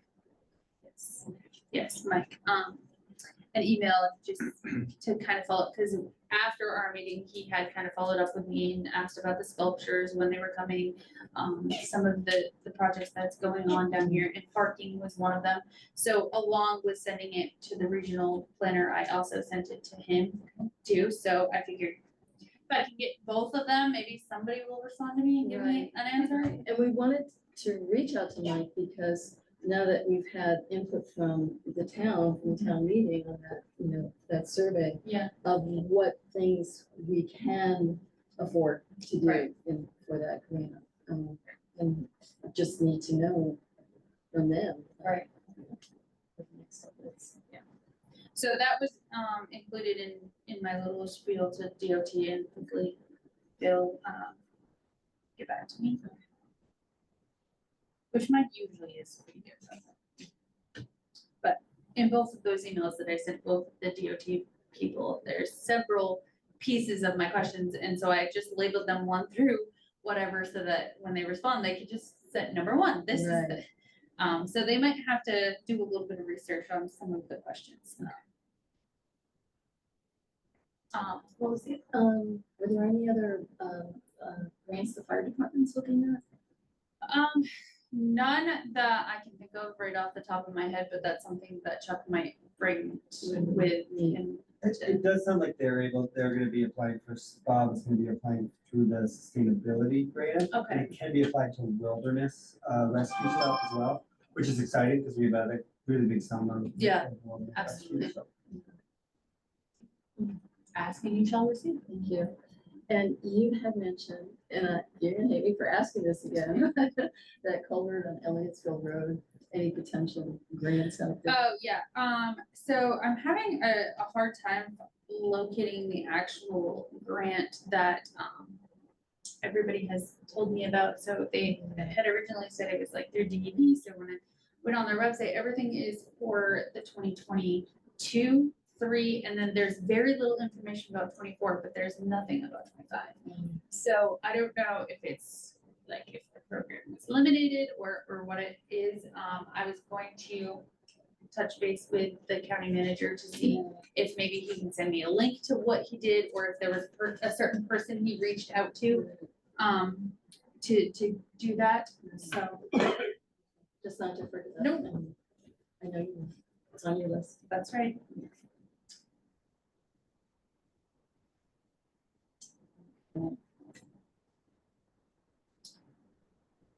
All set on that? Yeah. All right. So we were gonna talk about brainstorming on parking options. And this was the one about for businesses that.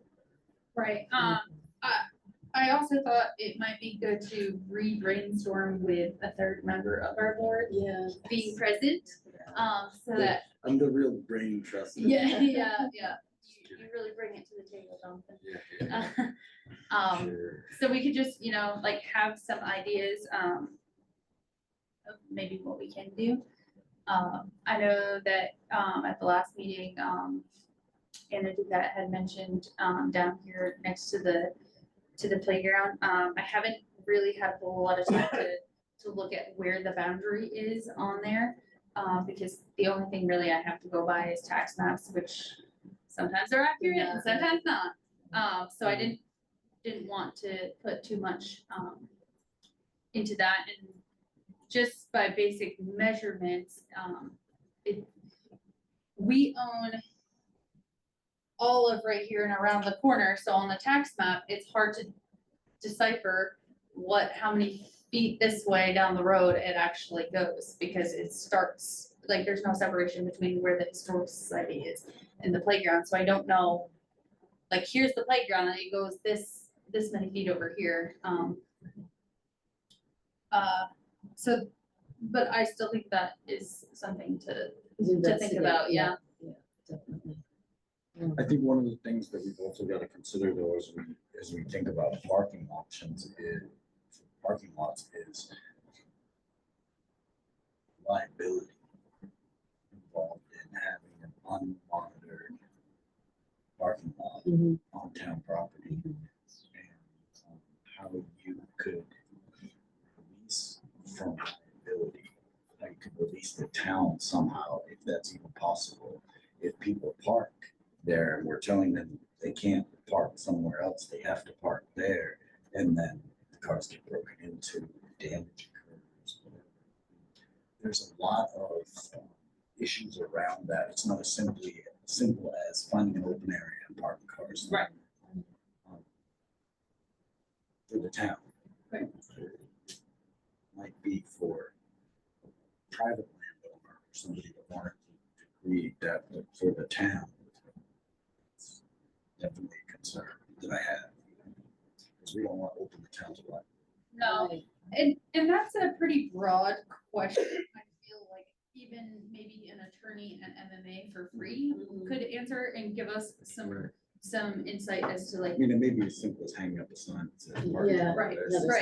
sign. but it would be nice for somebody with a little bit more knowledge to be like, yeah, if you do this, then you're good, but, Right. Cause last time, we were brainstorming about parking down behind the gym there and, in terms of overnight parking and I wouldn't park there. No, right, that's what I was getting at. Right, So, it's a little bit different.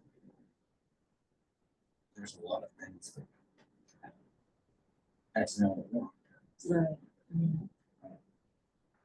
And maybe it's as simple as, the town must not be responsible for loss or damage, Right, right. that kind of thing, but I don't.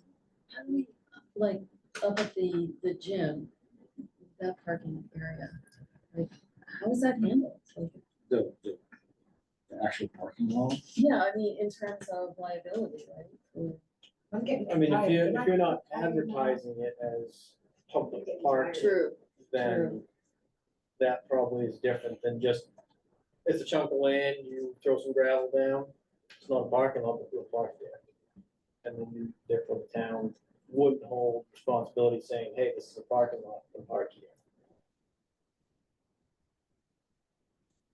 question for, and then, I think using our free resources to the best, I mean, this isn't a specific question, because that's where they're sometimes hesitant to lean one way or the other. This is a pretty broad, like, what can we do? So I think that they would be able to help us out.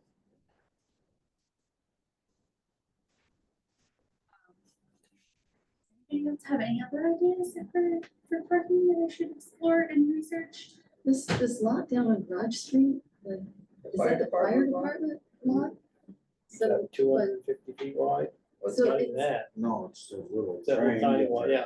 Yeah, so it's almost like L-shaped, kind of, like it's. You would have to be very strategic on how you are allowing people to park because of the way it's shaped. And making sure that like, I don't think that we could make a parking lot and abide by all the buffers and the requirements away from the what are those, property lines. And stuff like that with that particular piece, just because of the way it's shaped. So, and when you say it's fire department, I mean, I don't, is it municipal or fire department? I'm just not understanding that.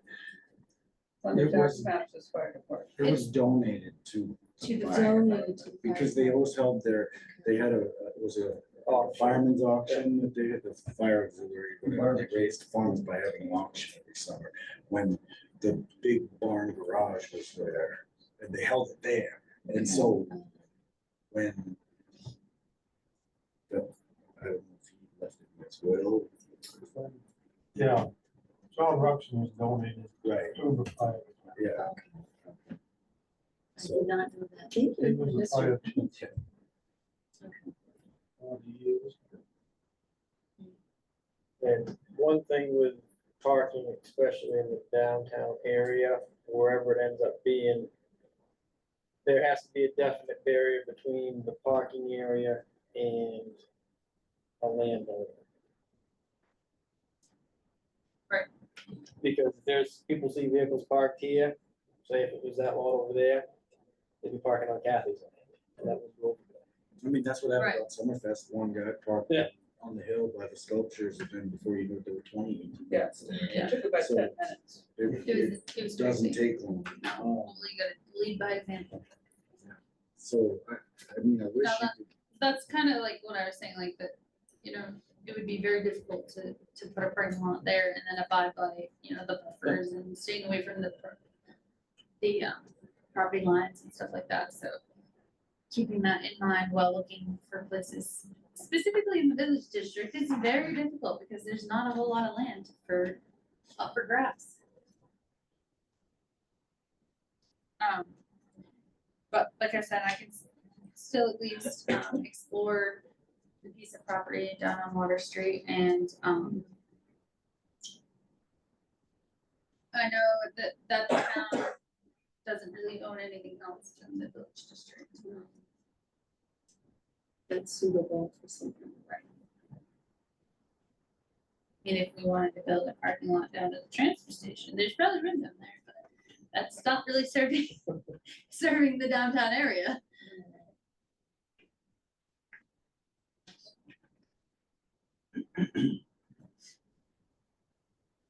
I'll bring my magic wand to the next meeting. Okay, good. If you could do that with a lot of other things, that would be great. All right, here's a wacky idea, a grant to build a parking garage on top of this building. No, I'm just We kidding. can't go any higher. We're in shoreline zoning. Oh, that's right. See, I knew there was something wrong with that one too. I don't know. it's not,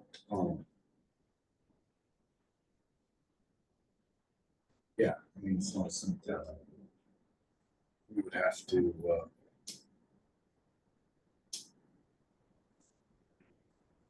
see, I mean, you could right off the ball field, but it's not an ideal spot because it's so far removed from any even visual. Right. Like, there's nobody watching Right, because there's nobody close by, like, so, accessibility. You probably won't find any small town that has no, adequate parking. no, they were designed before cars. So Yeah. It's tricky, there's. So, Somebody. yeah, Yeah. I think. James, did you have an idea? Yeah, just, I know people are sitting here and they know the town's batting like 150 with working with Libra on stuff like this, but there is the lot where they knocked down the house down here that is empty and gravel and very close to town. They want a fair amount of money for that lot, though. I'm sure. They're trying to cover all the demo costs and they were substantial because of the sleep.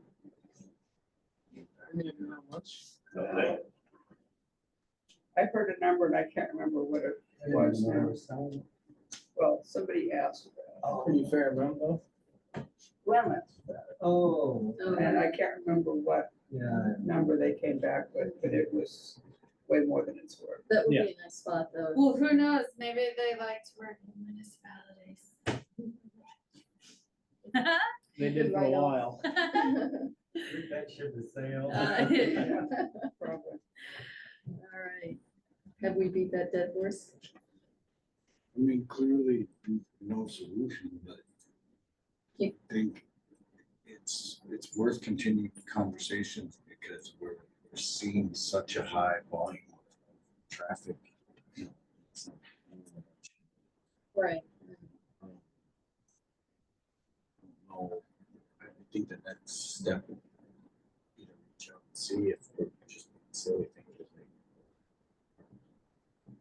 Yeah, depending on like what the requirements are, is it, like,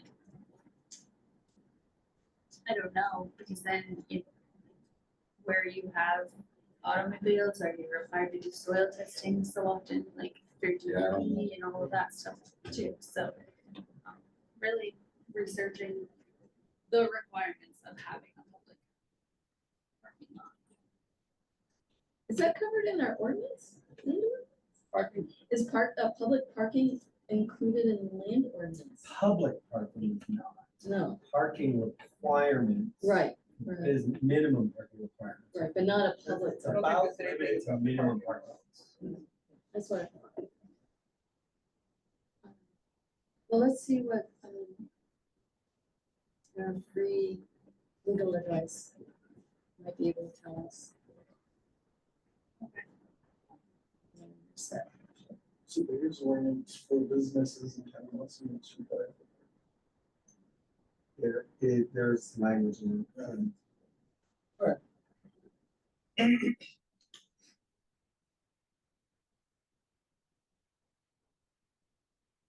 Okay, you can keep going. okay, town yard sale.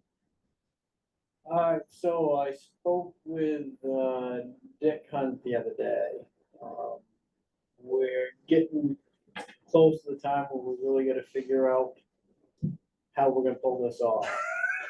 Yeah, it's a little frightening. More or less what I'm looking for on our end of things is we gotta have nailed down who we're gonna have available to volunteer, whether it be get stuff up there, setting up. They're looking to have some, I think it'd be a good idea to have some more people up there during the sale itself. I got a call from James Cole. He's a good man. can't work Saturday, but I can do Friday and Sunday. Sorry, that was my fault. No, I know there's been, Anna Lee has offered to volunteer. There was a lady that's looking to donate some stuff that I got a call, she wanted to volunteer. But what I need is kind of a solid number and commitment from some people, so when I go to the Legion meeting the second, they're gonna have their list of dedicated people.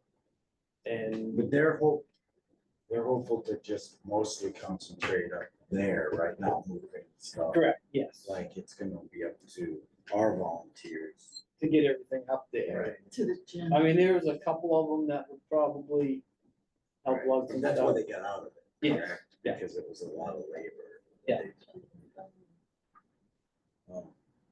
I mean, clearly, I'm. I'll be there. Yeah, me too. But I told Dick that, obviously, because they like, well, we usually start setting up on Tuesdays. I'm like, well, we all work, so But I can- we're gonna start like a couple weekends ahead of time, getting stuff up But I there. can also, I mean, that week I can in the evening probably spend Yeah. some hours. moving, but yeah, I'd like to work my job Yeah. first. Make money. And then, As someone that knows they're gonna get roped into it, I do think it's worth putting the word out. Because there's a fair amount of young people kicking around town that I think many hands make light work, and it's less work for me. And it would make it go a lot more smoothly if we could have a core group of, Community service for the high school students. yeah, it might be worth reaching out to, although the problem is they haven't really started school at that point yet. I mean, they have, but. Is it the barely. sixth? What day? yeah, Yeah, they'll have been Yeah, at school the about a setup. week. The setup Yeah. is, yeah. But the students know, I mean, high school students know that they need They have to do community it, yeah. service. Robin has been good, Robin, Frost. Oh, At, no, Robin. yeah, the other, at reaching out to FA students. That'd be great. Folks, the fire department. I was just gonna say, I would be willing to do that. Right, yeah, I was gonna say, right. I can talk to Chuck and I'm sure that he can send a message out to everybody and just ask if there's a handful of them that would be willing to, Yeah, to do Even your if it's just, get the stuff up there. right. So do you have a specific day in mind of starting this process? So I can relay this to said volunteers. Probably next weekend. Because when is? I mean, it's coming. No, it's the weekend after Labor Day is when we're gonna have it. Right, and Labor Day is The first. like 8 days away. Yeah. Yeah. Labor Day weekend, so. Coming up Yes, fast this weekend. this weekend. Okay, so, I'll do some this weekend, but I mean, I can. definitely the following weekend is when we'll have to have a big push. okay, so the weekend of the 30th and 31st is when you're really looking for people to help. For help with Labor Day. with the labor, but we're also looking for if people wanna help with On the the sixth, sales. yeah. So, Day of. um, Yes, Yeah. which is gonna be Friday, Saturday, Sunday. Yeah, Oh, and Sunday, okay. But on that same note, we've got to get the advertising out in some of the local papers. And in that, we can also put a note, you know, we are actively seeking volunteers. So,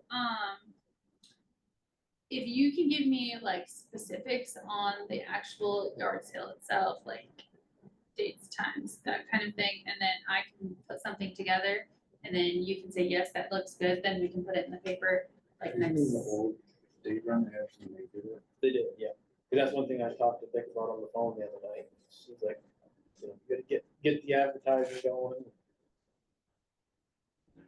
Because what is the deadline, Monday? Monday noon time Monday noon time, so For if we, Friday. for Friday's edition.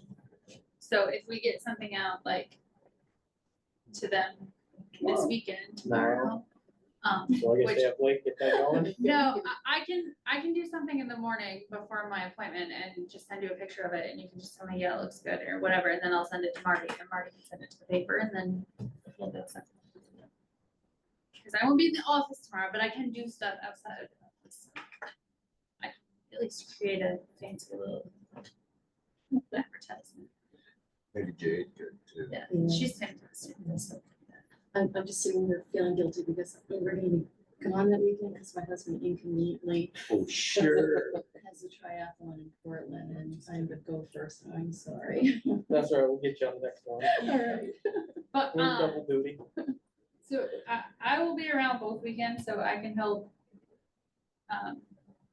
do anything like during the sale or help move stuff and all that stuff too. So, and I'll reach out to talk about having people maybe both weekends, but I'm sure that at least one of the weekends moving things that will have some of the fire department vehicles. At the very least. Yeah. how Look, should, one of the fire how should people get in touch with you?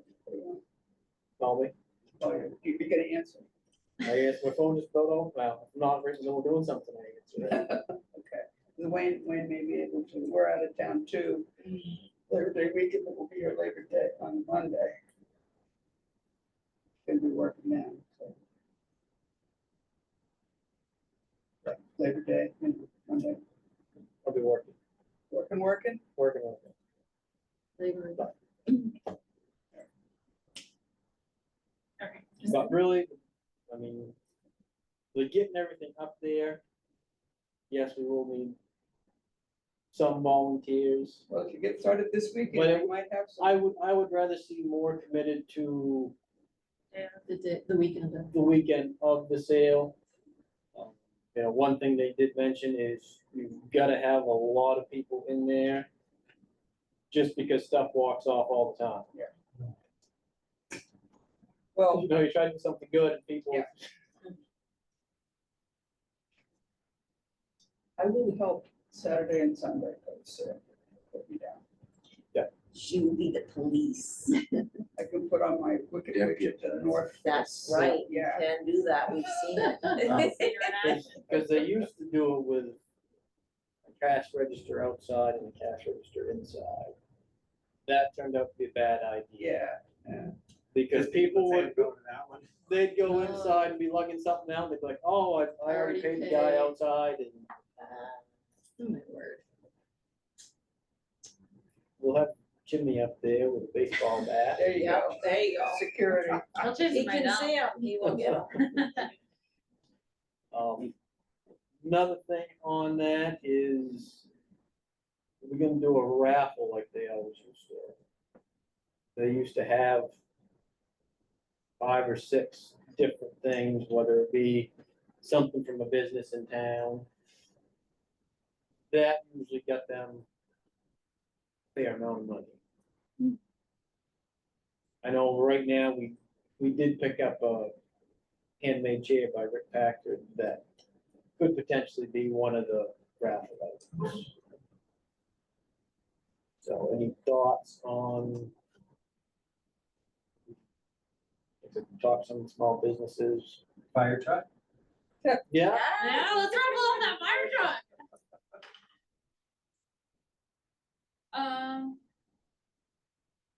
Or do we just kibosh the whole rest? I mean, I don't know, I think we were able to come up with some raffle ideas for the town meeting. Depending on the, I know John Taco used to donate it, it's like clock, I think. Yes, yeah. I don't know that we have any of those right now, but I can certainly Whip one up. ask, no, they have to go to the water. It wouldn't hurt to ask. It's a whole process. But I can ask. Cause I think, I'm sure rest day sauna will attend something. and I know, like, I know Turning Page Farm had some stuff in there, Ed, I think a couple of years have made bowls. I don't know if he's got any bowls, but, I mean, he's got bowls, but I think he's sold. bowls. Yeah. Ernie Page, I'm sure will. so I mean, I could probably help you in that aspect of trying to find some stuff and we can just. Is the library doing some of the bake sale or some So, bake sale? I thought Genevieve said something about They have in the they past. have in the past, but I don't know if she's planning on it. Did they always have it on the same day? Oh, actually, that was. That was for Christmas, but she said it the other day. I mean, that could potentially be good for them because people are there. Yeah. A bunch of people are gonna be there buying stuff and they'll be like, ooh, that smells good, I'm going over there back and eat. Or I need a whole bunch of old books that no one else wants. So I don't know, Oh, that's good. maybe I also imagined that.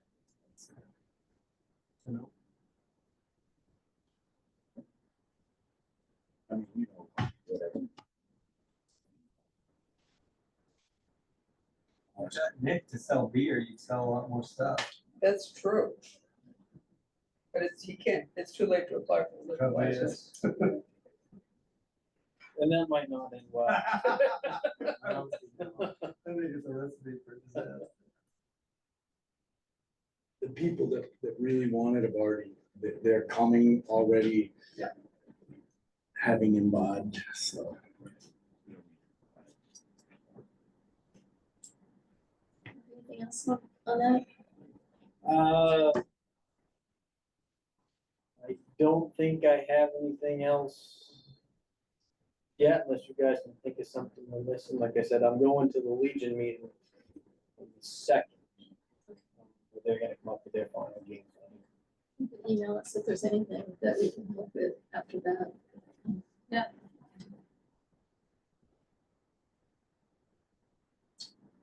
Okay. New business abatements? I have some business. Oh, okay. All right.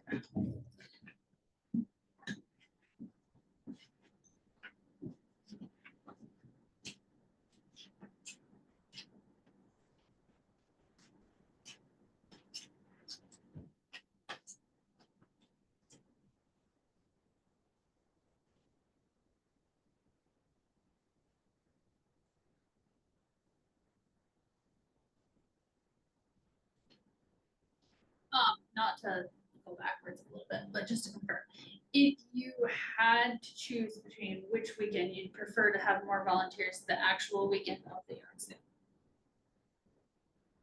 Yes. Okay.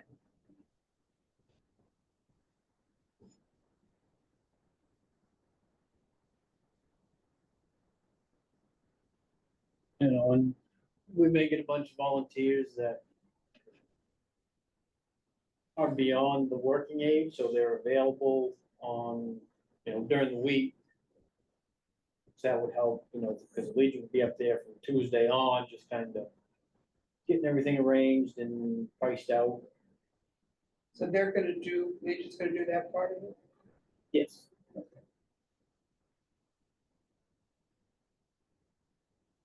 Well, they said they would help out with it. So more bodies are needed. Not speaking for Wayne, but maybe. Yeah, you are. No, I'm not. I get in trouble when I do that. Now, we're going on the weekend of the sale. I mean, if somebody says, oh, well, 4 of us, we can be here from Saturday from 8 to noon. But okay, well, you can have that slot, and we'll get somebody from New Law. Or everybody can just show up for the whole thing. All right, well, I will see what I can do about some volunteers. Because I do know that in the past, they always got the hikers from Shaw's, they always came down and helped them lug stuff when they got to their older ages. Did they pay or just on? They offered to pay the hikers to come down.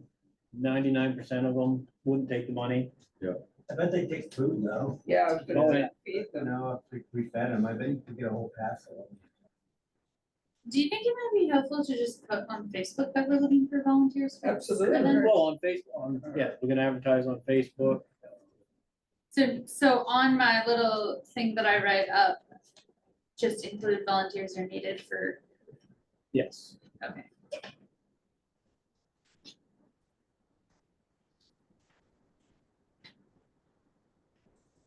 If it goes off smoothly, we can do it again next year. Certainly got a load of stuff. Yeah, I'll speak to that, I'll talk to you two boys later on, but more like it. I'm available. Doesn't involve a piano, does it? I said no to that. I told her I'd look at it, I'm like, pretty sure it's gonna be a no.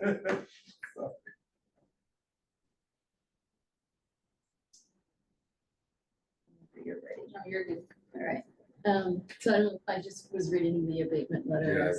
that. Okay, nice work, Marty. That was really good. No, I mean, that was such an, unfortunate situation. Yeah. And, yeah. So how do we address that? Did you include what you found as far as the rules around that? Oh, no, I didn't. I should have. I only included Where- just, where's that? It's right here on the. Let me go on. I mean, So where was the mix up as far as the transfer of? The previous owner was supposed, because as of April, it's, the tax bill is sent to the owner listed as of April. But, that was the previous owner, because these folks bought it in July, and then the previous owner didn't forward the tax bill because he died. like, I can see how stuff happens. Now, that said, you also know that there are taxes due, and you call the town. Like, I know when, the year that we bought our house on Center Street, Tim and Julie Anderson forwarded that tax bill, but I think I also called the town, because I'm not gonna, you know, be late on paying taxes because somebody didn't do it. That is kind of a, yeah, a weird process. It's because they're responsible, it's prorated, and they're responsible for the part of the year Sure. that they own the house, and then you're responsible to take over It those taxes if you pay them. Yeah, it's explained at the closing. Right. Yeah. Absolutely. Yeah, they're It's not, yeah, so there's, So legally I obligated. do understand, like, I think I have a heart, like, I can get where they're coming from, but I also think. What I was mean, the, you know do you you want have my taxes. opinion as treasurer? Cause this, That's fine. I understand. This actually very same situation happened to me with my very own house. And it was my own fault because ultimately it was, my mortgage company was supposed to pay it, but only paid a portion of it because Quebec has 2 due dates for whatever reason. So they kept, for 2 cycles, they've paid the first portion of each one and ignored the second portion. But it was included in my closing costs the first year. So it was just a matter of like, you know, but I ultimately had to pay the late fees for doing that because I didn't check on it beforehand. There is a disclosure that you sign during closing that I actually found on the MMA website that they would have signed at closing acknowledging that the bill wouldn't be sent to them. Right. And so for me, Also, it's not a requirement that we have to send tax bills. Right. So we do because we want to collect the money, but you can't say, well, I didn't pay it because I didn't get the bill. That's not, Right, that's exactly. it's not an option. Ignorance doesn't. And ultimately, like, this same situation plays out every year with one property owner or another due to miscommunication at closing. And so if we were to abate it this time, We'd have to do it every other time. we would have to do it every time, multiple times a year when situations like this arise. No, that was my first thought. Yeah. And I thought I was being heartless. So. No, Yeah, that not makes a thing. sense.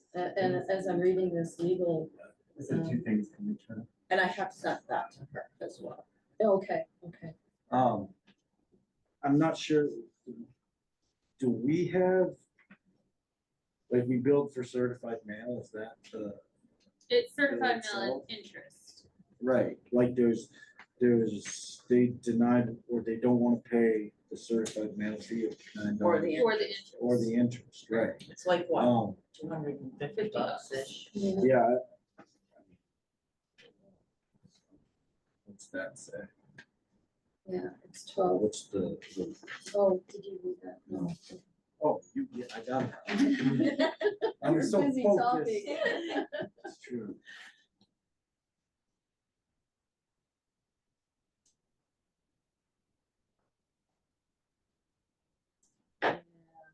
Yeah, I don't think we can do it. we can't according to this. Next year, no. It's, like I said, it's an unfortunate situation. I mean, it is, and for me, when it happened to me, it sucked. And I got to pay $250 extra too, 2 years in a row.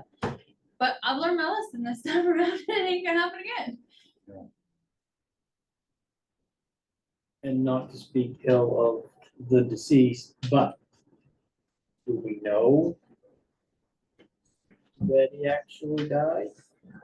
Well, I don't know that, but regardless, it's not really a reason. It's not relevant, Yeah, really. right, I mean, I get why they included it, right. Well, yeah, for that human touch, because we all have that. I but mean, you know sure. there are taxes due and you just don't. Oh, they didn't send them to me. No, his widow There's didn't no forward defense. it. Yeah, I mean, well, but You according, can pay or not pay, but yeah, I mean, the bottom line issue is the legality that it says we can't. we can't, Right. Unless it's through the abatement process, but it's not technically an abatement, right? you Right. know, because, And that opens a can of worms. yeah. No, it's not an abatement. Right. They're just asking to have the interest. Right.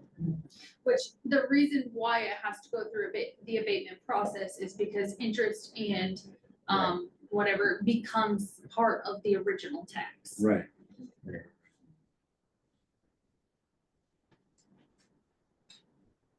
And also for full disclosure, we've never sent reminder notices before. No other town that I know of does send reminder notices, but going forward, even if I pay for the postage, we are doing reminder notices from this point forward because it's going to save us in the long run on certified mail. It's gonna save us in the long run of hassles like this in which they're like, really? You had to send me a certified letter? You could have just called me. And I'm like, if I called every single person that didn't pay their taxes, I'd be on the phone all day. So like, but just sending those reminder notices out, also another thing that happens is certified mail this year. So a little boo-boo happened in which the certified mail went to every single person that didn't pay. So somebody that only had $8 and something cents on their account got sent the certified letter. Because there's a portion where you put in the amount, and it's usually $10. So anybody that owes less than $10, we normally don't send. Okay. But what happens is if we don't send those letters, they don't know that they just have cents left on their thing. So then next year when they send their tax bill in, the tax bill doesn't have previous balance on it. Right. So they're just paying that one bill. So that cents carries from year to year. And it just continuously grows because in 2011, they had you know, 68 cents, and now here we are in 2025, and it's $5.69 that's now carried over. Because, so I think reminder notices would just, you know, just a simple reminder, this is how much you owe, that way. Yeah, that would help the people that kind of make that mistake. It's not Right, the exactly, and person just, that you know, habitually doesn't. exactly, and a lot of the times, the biggest occurrence is the discount period. A lot of people will send their payment in past the discount period, and then the due date, a lot I of know people. I asked you about one this year that I thought was mine, but was not. Yeah, exactly, and so they take that discount, and then it's really not during the discount period, so we can't offer it. And then they have that leftover balance on their account, Right. thinking that they've paid it in full. They paid it, right. And then the same thing with the due date, they pay 3 days after the due date, and now they have 16 cents in interest. I can't waive it, because unless the town has some sort of, you know, under this many dollars, you can waive it or whatever, but the town doesn't have anything like that, so ultimately, that 16 cents sits on their account and collects interest for a few years. Can the fancy phone app take care of that? I was just thinking that, right? I mean, it wouldn't be But it would personal be, to a right, it person, wouldn't, but and it a wouldn't reminder. have their amount. See, Right. so Trio will generate their amount of how much is remaining per person. So then I won't have to like individually put it in or anything, and it will make this reminder notice that is similar to the 30-day notice, but it isn't as aggressive and doesn't say, we're gonna take your house and all of these things that people love to get in the mail. But it So do we need to motion That's what I yeah, was just gonna about, ask. yeah, Yeah, I guess I will. as an abatement? Because I'll make the motion to not grant an abatement to, to, is it? Sorry, I lost the name. You mentioned it, Brian. Yeah, so I make a motion to not grant. To deny granting a abatement to Stephen and Jill. Jillian O'Brien. That was me. The only thing I would add is based on, Oh, yeah, legal, guidance. based on legal guidance. They'll probably need to know that, but you sent us to them already. Yeah, I said, here's what we found out, I will bring it, and I will bring your abatement form and let you know what happens. Any further discussion?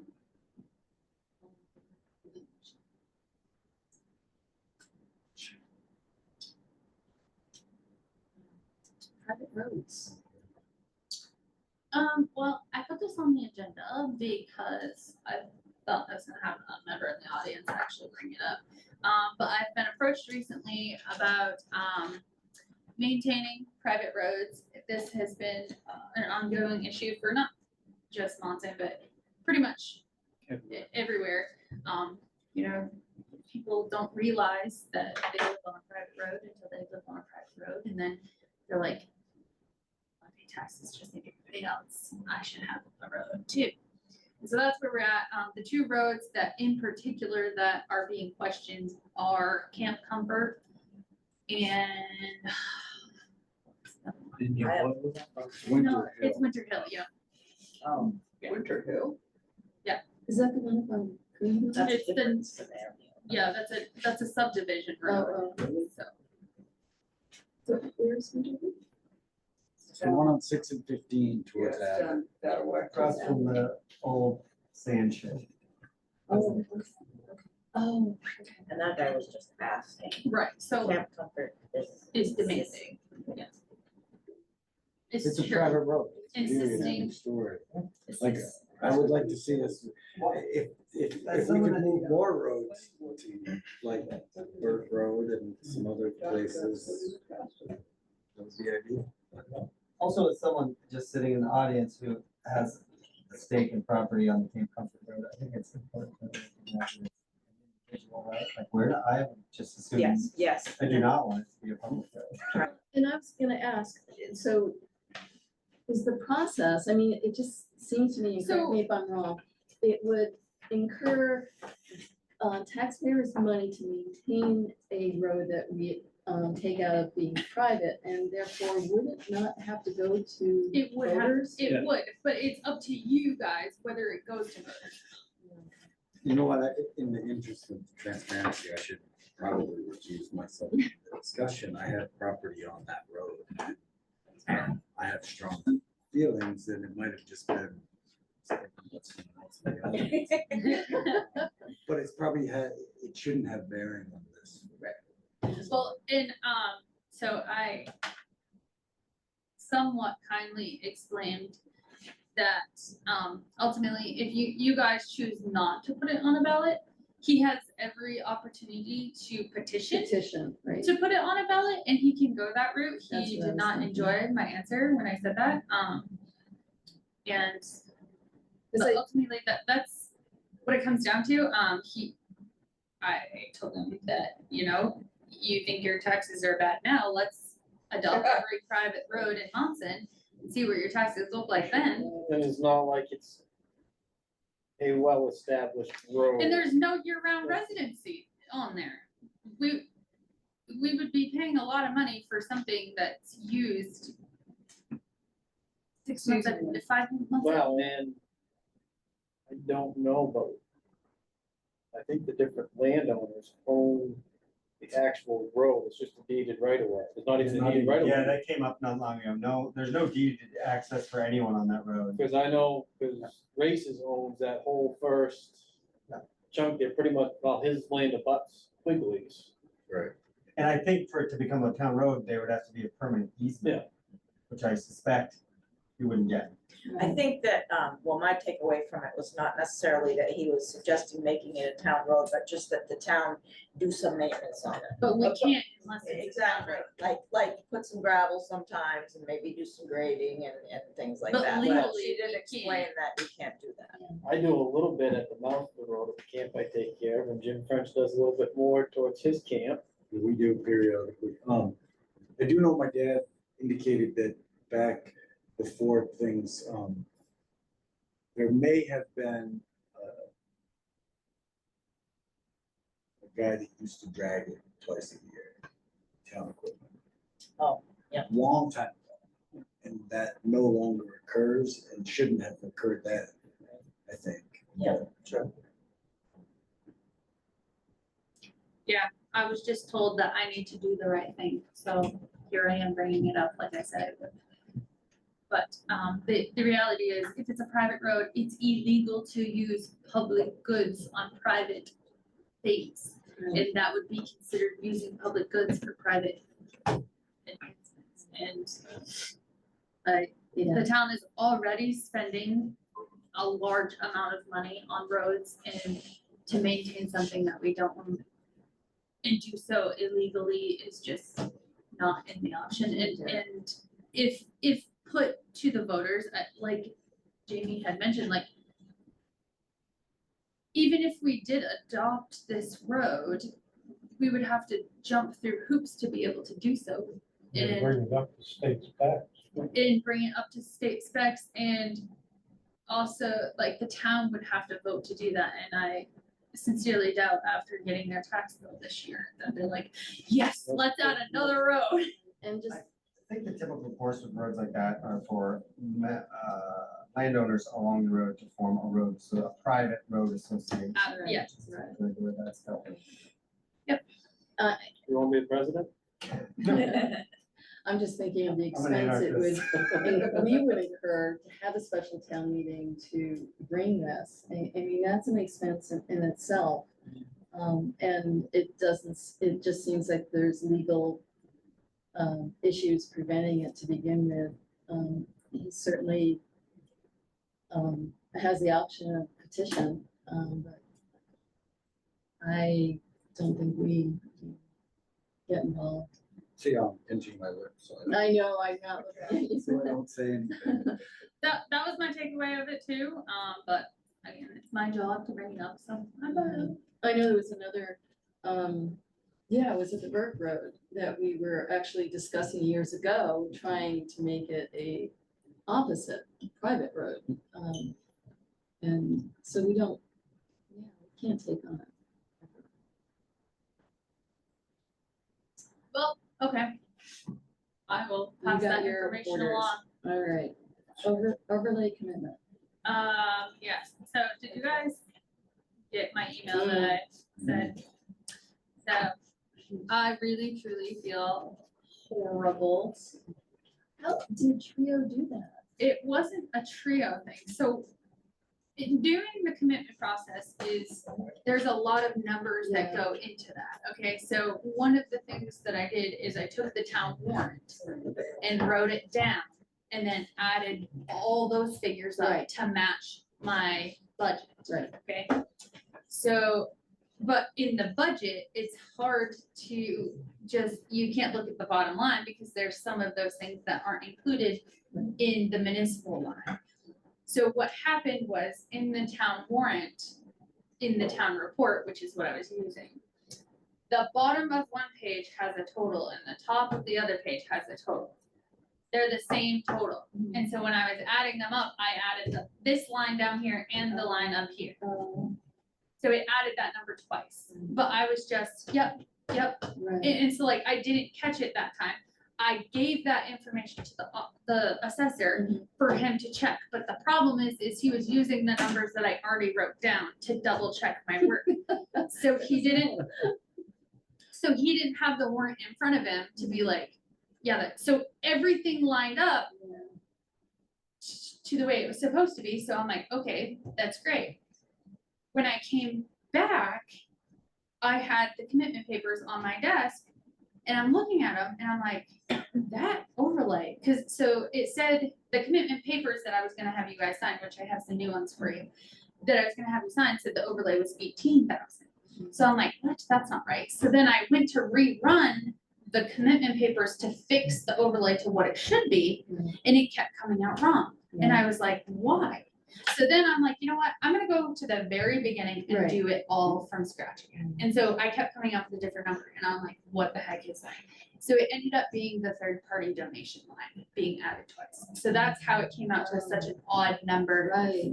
30,276 is the exact number that our budget line was for third-party donations. So I don't know really what you guys want to do per se.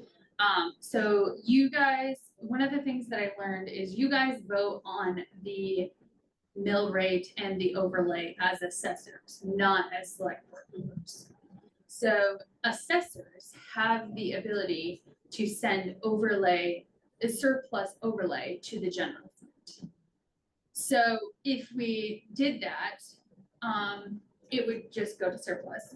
And then, you know, we can take it out next year, take all of that 30,000 To apply to the budget. to apply to the budget next year alongside whatever we normally would take out of surplus to kind of help bring the taxes even more down by that 30,000.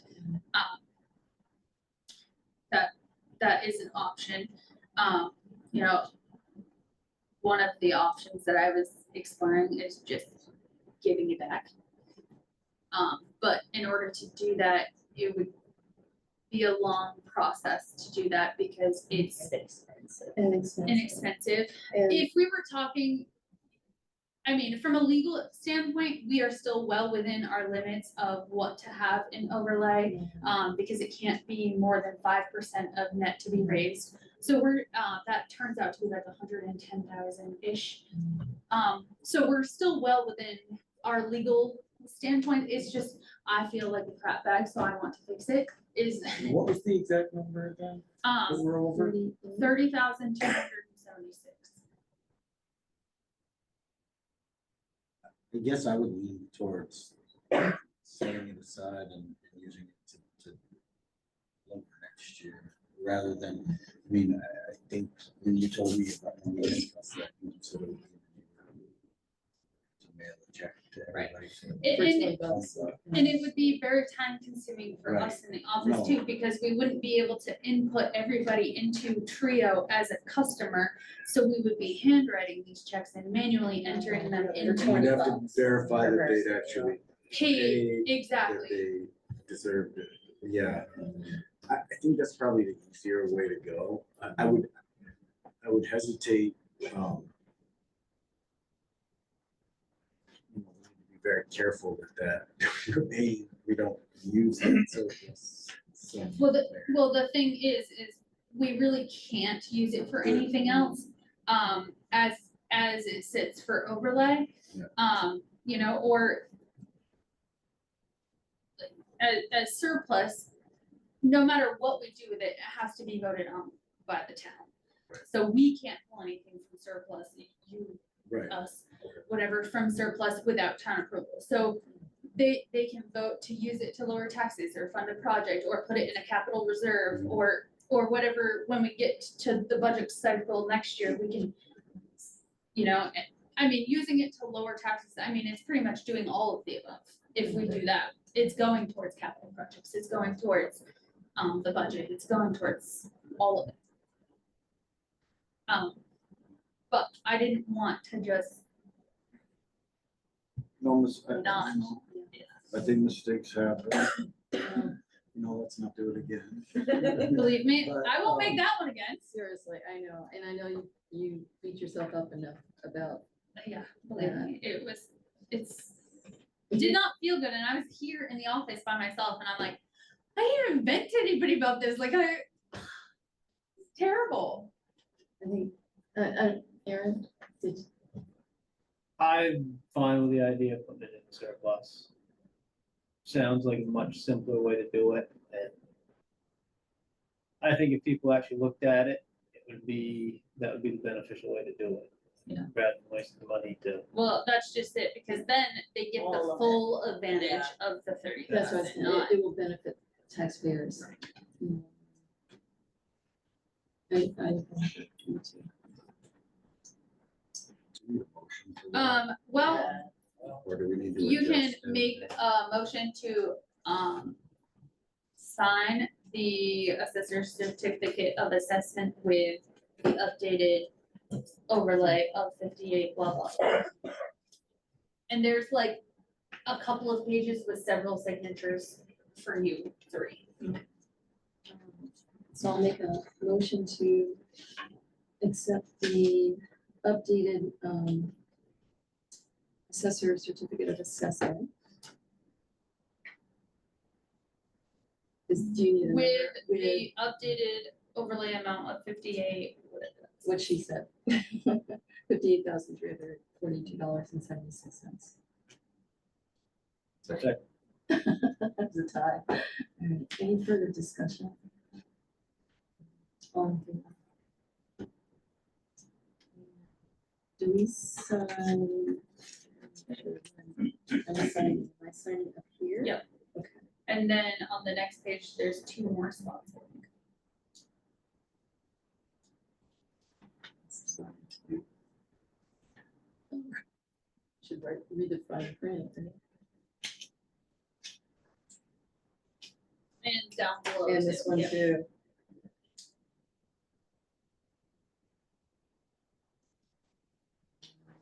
One more.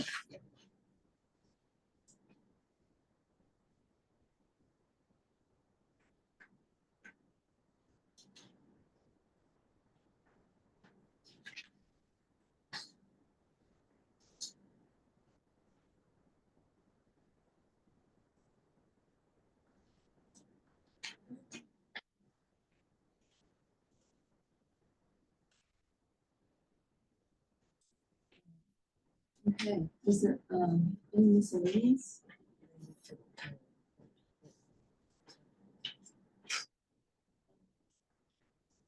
We don't have to do that right now anyways, because like we can't do anything with it. So I would wait until we get all the final figures with the auditor as to what is gonna go to surplus anyways, and just include it.